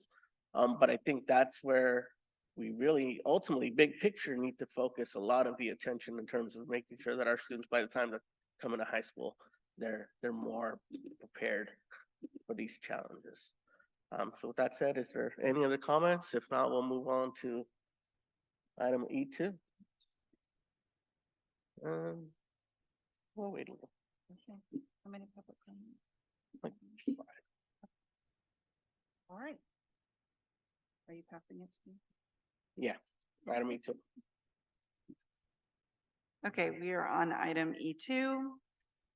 Thank you everyone for your time tonight, and President Medina, members of the board, and those who are with us in person and online. This is an action item we bring forward, as has been brought forward multiple times before, the first read and possible waiving of the second read of adjustments and edits to board policy 6146.1. I will call out specifically in this policy that we are addressing the waiving of the third year of mathematics and the second year of language other than English for the classes of 24 and 25, as has happened previously for the classes of 22 and 23. That language is spelled out specifically in the policy. And I will hand it back to the board, as I believe that we've addressed some of this in the former item. Any board member questions or comments? See no questions. We will go to public comment. I'll go to the blue cards first, and then we'll go to comments on Zoom. The first card that I have is from William Lyon, followed by John Cortopassi, and then Kim Vandewatering.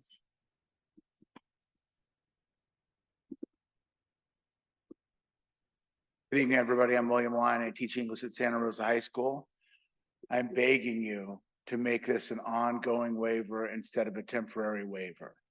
It costs $0 to change the language from offering it to the class of 24 and the 25. You change that, somebody makes a motion, somebody seconds it, and you say, starting with the class of 24, here's the waiver. It doesn't have to be permanent. If we can get our act together and demonstrate that we can support students appropriately, we can take it back later, but we have no evidence. I don't see it in my classroom or in your data that our underclassmen are in any better shape to graduate than our current seniors were when they were freshmen and sophomores. I'll speak personally. I have one sophomore class. There are 32 students. 11 of them have an F. 9 of those 11 are deep Fs. And they've quit. They've absolutely quit. And you ask them, like, hey, man, can I help you? They go, man, I can't pass math anyway. Well, I'm not going to graduate. Why do any work?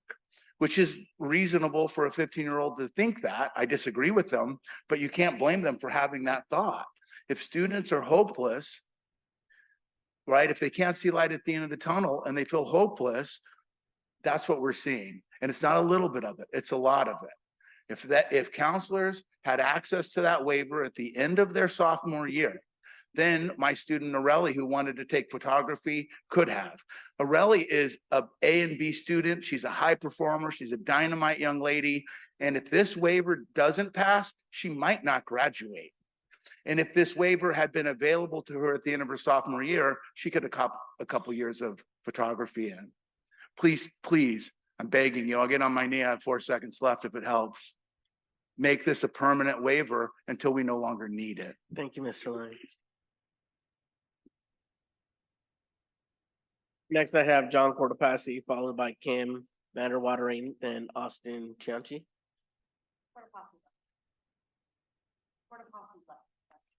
Okay, then Kim Vanderwatering, followed by Austin Chianchi, and then Ashley Bell.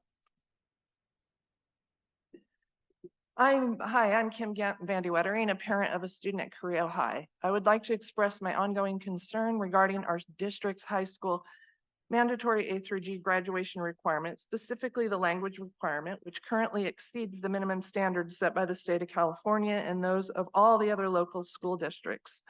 While I appreciate our district's commitment to academic excellence and a desire to align with the A through G Cal State UC admission criteria, not every student has their sights set on attending a university after graduation. The state of California requires that a student will complete a single course in one of the following areas: visual or performing arts, world language, or career technical education. Our district requires a minimum of 3 of these types of courses, including 1 visual and performing arts and 2 courses in same language. This 3-course requirement serves the needs of those who are preparing to attend a university, but undermines the needs of students who are preparing for a different type of education or a high school to career path by requiring courses that inhibit the choice of electives such as CTEs and applied math, which are instrumental for our students who are not university bound. Our district's graduation requirements exceed every one of our neighboring school districts with respect to world language requirements. I respectfully urge you to consider that not every child plans to prepare for a university equivalent post-graduation pathway. Please consider aligning the Santa Rosa City School District's high school graduation requirements for the arts, language, and career technical education with the state of California, and following the example of all the neighboring high school districts by putting educational options and choice back where it belongs, in the student's hands. Language should not be mandatory, but should be a student's choice. Reinstituting the intentional graduation waiver is a viable temporary solution to allowing alternative pathways for our current high school students until a more permanent change in graduation requirements can be implemented. Thank you, Ms. Underwater. Next, I have Austin Chianchi, followed by Ashley Bell.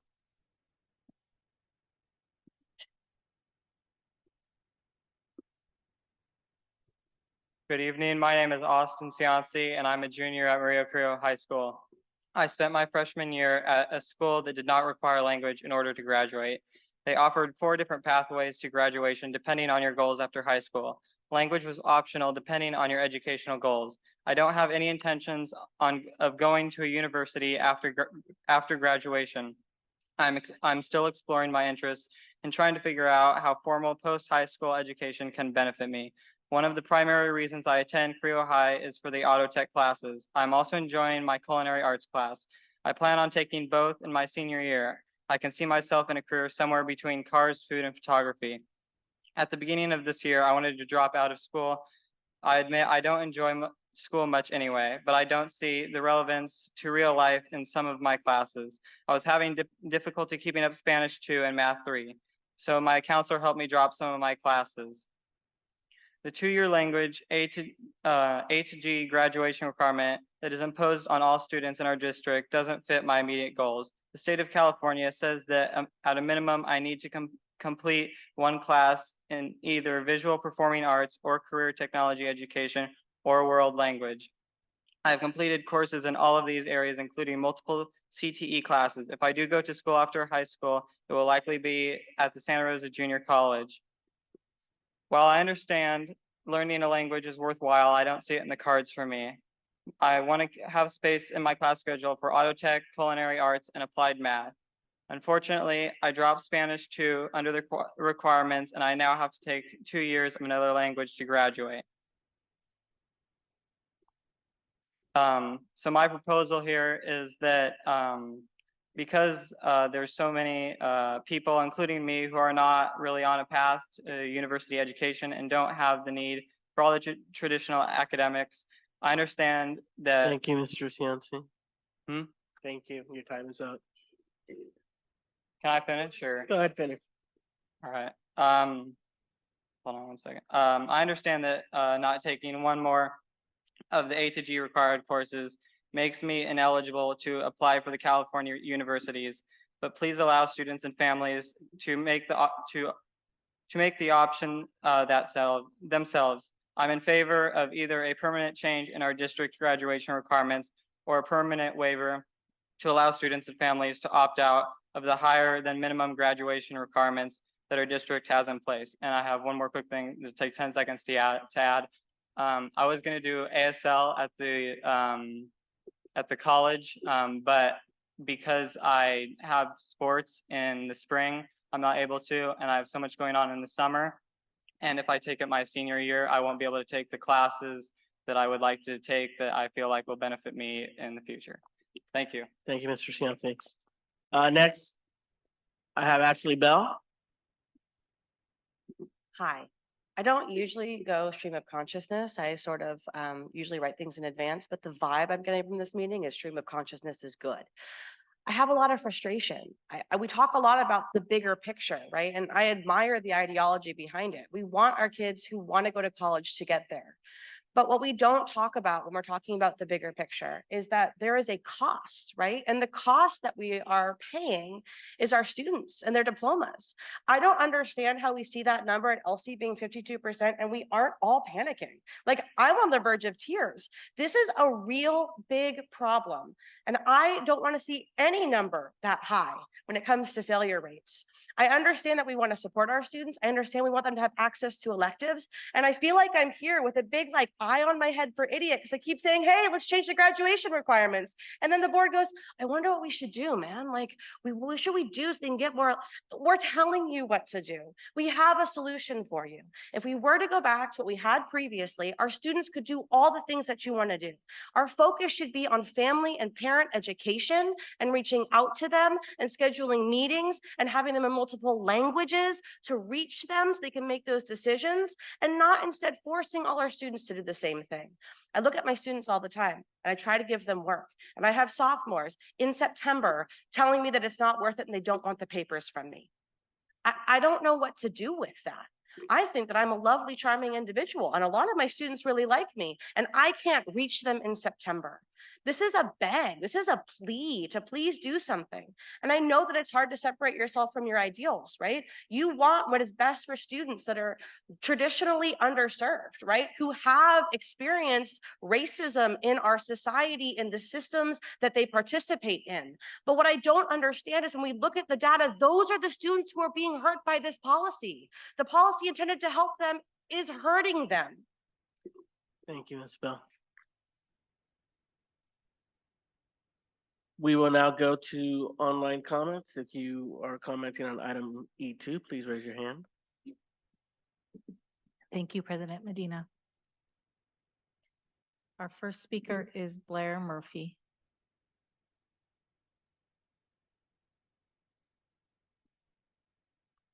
Blair, if you're there, go ahead and unmute. Yes, can you hear me? Yes. I was Jenny Close would be here tonight. She is the former board member that, in my opinion, bulldozed this policy and should be held responsible for the position we are currently in. Her response to concerns about the A through G for all graduation requirements during a board meeting was, we as the board implement policy. It is the teachers and school staff's job to implement the policy. The problem started here. If the board is implementing new graduation requirements, resources and supports is your responsibility to put into place. I think that if the priority is student success, I've been a school counselor in this district for 17 years. I was a proud counselor at Santa Rosa High School for 13 years and plan to be there through my retirement. I had to find a new position that was not a high school counselor position after the A through G requirements went into effect. I felt that I was not able to support my students and I was not able to provide the resources to help my students meet new graduation requirements successfully graduate from high school. We are tracking students now. Students are being tracked, forced to be on a track to go straight to a four-year college. All of our students deserve better. Please come up with graduation requirements that fit all of our students where they are and offer students a variety of options. My husband is a union sheet metal worker that makes more money than I make as a school counselor with a master's degree. There are many options. Our next speaker is Josh Lewis. Hi, board. I'm in my 5th year at Elsie Allen High School, my 9th year as a special education teacher. I think there's a lot of things we can take away from special education that would serve us well. First and foremost, the love and compassion that we bring to all of our students. The second is high expectations, always. And then after that, in special education, we go with a really customized educational experience. You know, a speech that I always give to my students with IEPs is that they are not broken, that the kids are made the way they're made and they're perfect as they are. The system is limited. It's limited financially, limited in offerings, opportunities, and equality and equity. And it's like you can buy a truck off the lot at a dealership, and that truck has got standard tires and standard lift and standard tint or whatever. But if you're born on a farm and you need to get out to the farm, you need mud tires, you need to be raised, you need mud flaps. That's what we do in special education. We'll give you accommodations, we'll give you different classes, we'll work with your teachers and we'll do things to specialize and customize your education for you. And so what I'm asking you, I'm suggesting is that we give students options. We trust and empower our teachers and counselors to work with students and families to make good decisions. And for example, a qualitative example I'll leave you with here is that I had an IEP meeting in the last couple of weeks with a student who came from one of the Roseland high schools. He's a sophomore who does not have a lot of credits. He had a very tough first semester at Elsie Allen. And I was able to say to him, his mom and his dad at the IEP meeting, let's keep our head up because we're going to customize your next semester. Now that we have data on you, we know who you are. Here's a myriad of options that we can do to help you and support you. And also there's the waiver. Like, you're still on track to graduate. You can still get a job after school. You don't need to go to summer school. You can play sports. The waiver gives us more options and freedom. And again, special ed, I think, has got a lot of answers. And thank you all for hearing us tonight. Thank you, Mr. Lewis. Thank you. Our next speaker is Nancy Pipkin. Hi, I just want you guys to consider that some students who are not on track to graduate are short on credits because they spent their time repeating math and world language, and now they're seniors. They wasted all their time repeating these classes because now you guys are going to waive them. But they're short on elective credits because they couldn't take their electives because they were busy repeating math and world language. So I would ask you to lower the number of credits to graduate. Also, I was told at Cyber High, if they wanted to take an elective like health, it had to be A through G approved. That is ridiculous. If you want English and math and everything else to be A through G, why do the electives have to be A through G?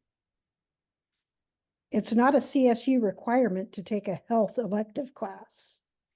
So I would ask you to get rid of that rule completely. Thank you.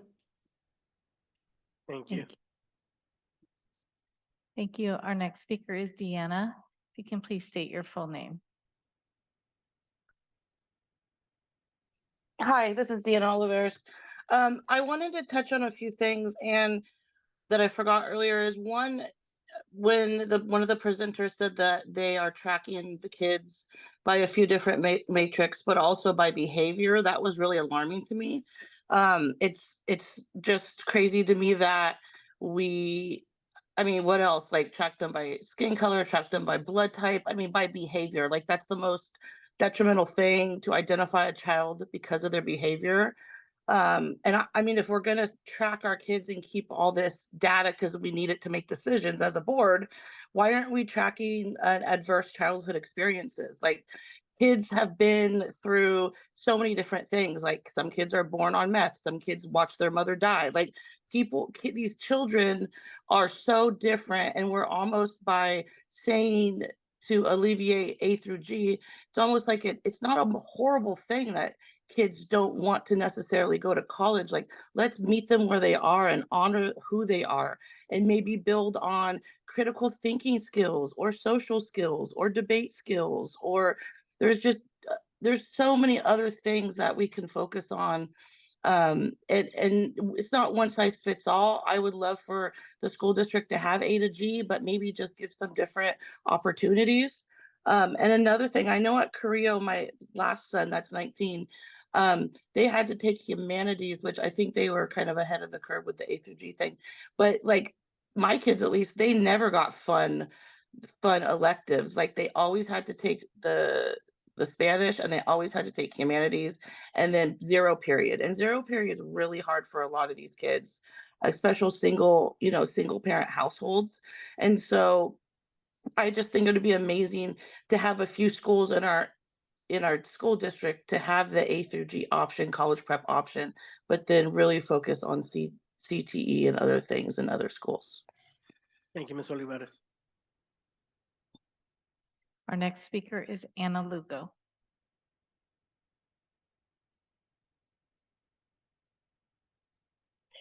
Good evening. Can you hear me? Yes. Board and Superintendent Trinnell, I think like many others, like many others have said, the waiver is really a temporary measure, and we really have to start looking at what the district is going to do, as many of the board members have mentioned, practically to actually shift the ways in which students are getting support so that the support systems actually are working for them. I also want to say that this narrative and this pathologizing of students is really troubling. And the ways in which we focus on what students are not doing and how students are not meeting the requirements is actually really harmful. And we need to start looking at what the schools are not doing, what the teachers are not doing, what the counselors are not doing, how their biases are playing into the ways in which they're teaching and advising students. And I know that perhaps everyone thinks that most people want what's best for the students that they're interacting with. And also we saw the A through G conversations years before A through G actually passed. And there were a lot of racist undertones to the types of things that teachers and counselors and people that work at the schools were saying. So I also think we have to start trying to gaslight communities and students into thinking that it's their fault, and actually start looking at the systems and the people that work within the systems and what it is that they're doing that is actually impacting students. Not every student was on meth. Not every student has a ton of ACEs. There are other factors that are in play here, and we have to start looking at the ways in which our institutions are racist and not actually providing the support systems that our students need. Thank you, Ms. Lugo. Melanie, we'll cut off the list where it's at right now in terms of hands raised. I'm sorry? We'll cut off the list where it is right now, Okay. so add no more hands. Okay. Our next speaker is Dina Candelera. Hi, folks. It's Denia Candela. It's to be the correct. Good evening, board and superintendent. I'm a partner with you in my work as First Five Commissioner, and I really see the ways and journey through the way our 0 to 5 children eventually land as part of your system, right? A family in Santa Rosa City Schools. I'm also alum from a school who did not implement A through G back to when I graduated. It is from lived experience and professional expertise that I know that is incredibly important that we look at systems, tools for assessment, including the people who perform the assessments, and again, the institutions that are responsible for it. I agree, one size does not fit all. A through G without systemic approach to support students, without strategies, leaves BIPOC students behind who are and feel ready for it. If students feel disempowered in some classes, build and explore stepping stones for A through G support, empower their parents, give them the tools, explore curriculum that actually allows chemistry to be in Spanish that makes sense. Some of us had to adapt to a whole new system when we arrived to this country, and that does not mean we're not capable. If teachers build spaces of safety and belonging where our kids can feel that they can thrive, the outcomes will be different. Build the systems, the results will follow. Thank you so much for your time tonight.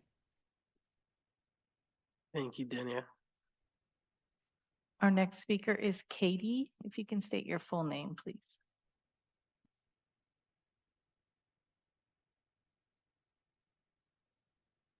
Katie, if you're there, it's your turn.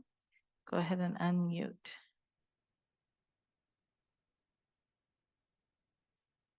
Okay, we'll get back to Katie. Our next speaker is SSR, and that person is not there anymore.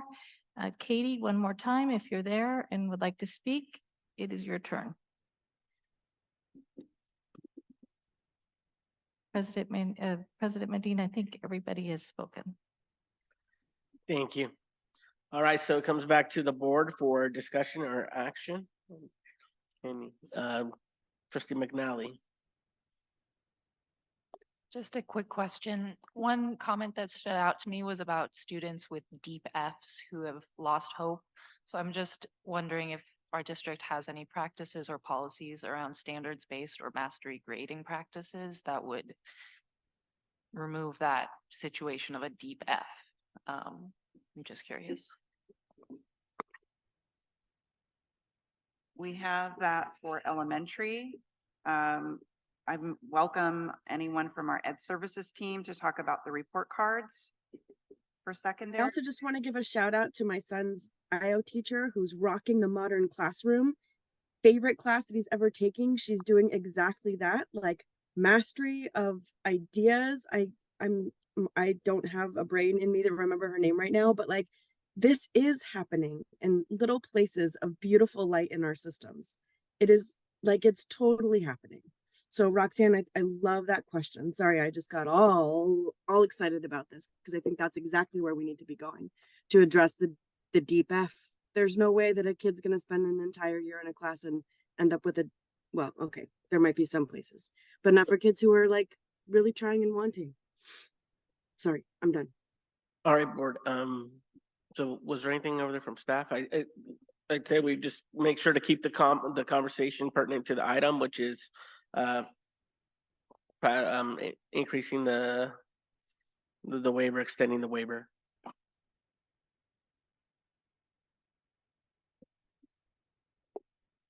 Thank you for the question. So when it comes to grading practices by Ed Code, that's something that the teacher governs. It would be an agreement that that some of our teachers, sorry about the feedback, some of our teachers may use the practice that you're referring to, others don't. That's something that is based on an agreement and a voluntary way of embracing that as like I call it like a forward progress sort of grading where, you know, you grade based on the mastery of the concept at the end of the course rather than, you know, a more traditional way of approaching grading, but that's something that differs based on the teacher. But I do understand that that is a more of a general practice at the elementary school level, though. All of them? Oh, yeah. Mhm. All right, board members, any other comments on this specific action, or is there a motion?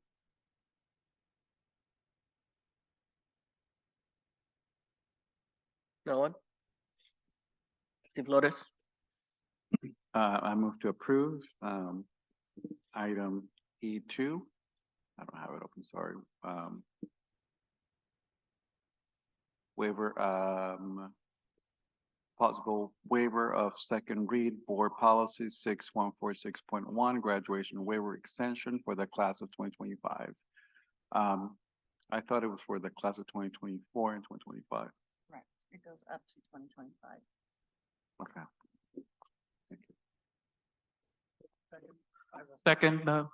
I will second the motion. So it's been moved by trustee Flores, seconded by trustee Sheffield. I would ask maybe a friendly amendment instead of possible waiving to waiving. Do you accept that as a friendly amendment?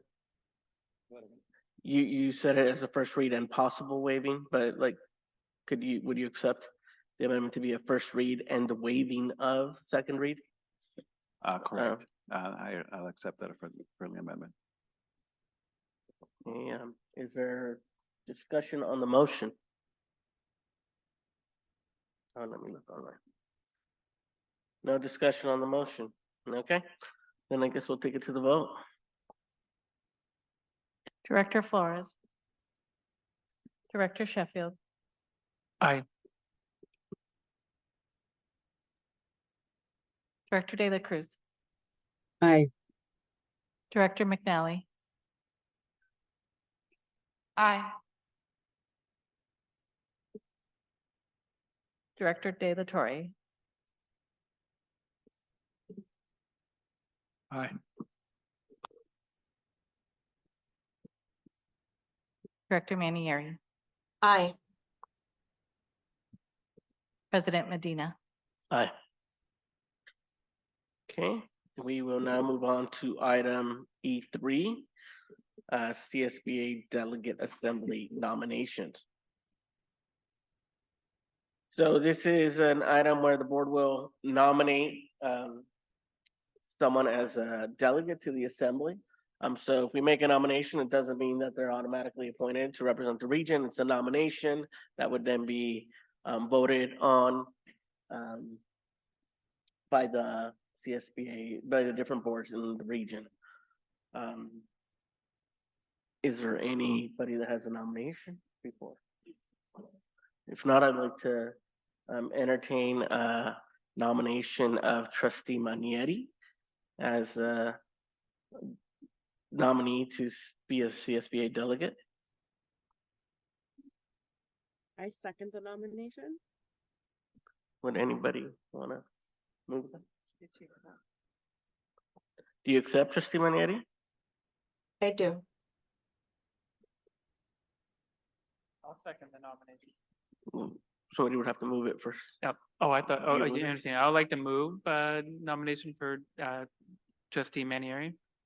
And I'll second the motion. Do we have to do, no? Okay. Moved by trustee Sheffield, seconded by trustee De La Cruz. Is there any discussion? Trustee Manieri, anything you'd like to say? It's not guaranteed, so but thank you for the opportunity. All right, so seeing no more comments, let's take it to the vote. Director Sheffield. Aye. Aye. Director De La Cruz. Aye. Director McNally. Aye. Director De La Torre. Aye. Director Manieri. Aye. Director Flores. Aye. Director Medina, President Medina. Aye. Congratulations, you're a nominee. Can we just make sure that she gets everything she needs as soon as possible to complete so we could send that off? And with that, any, not final words, but any closing remarks?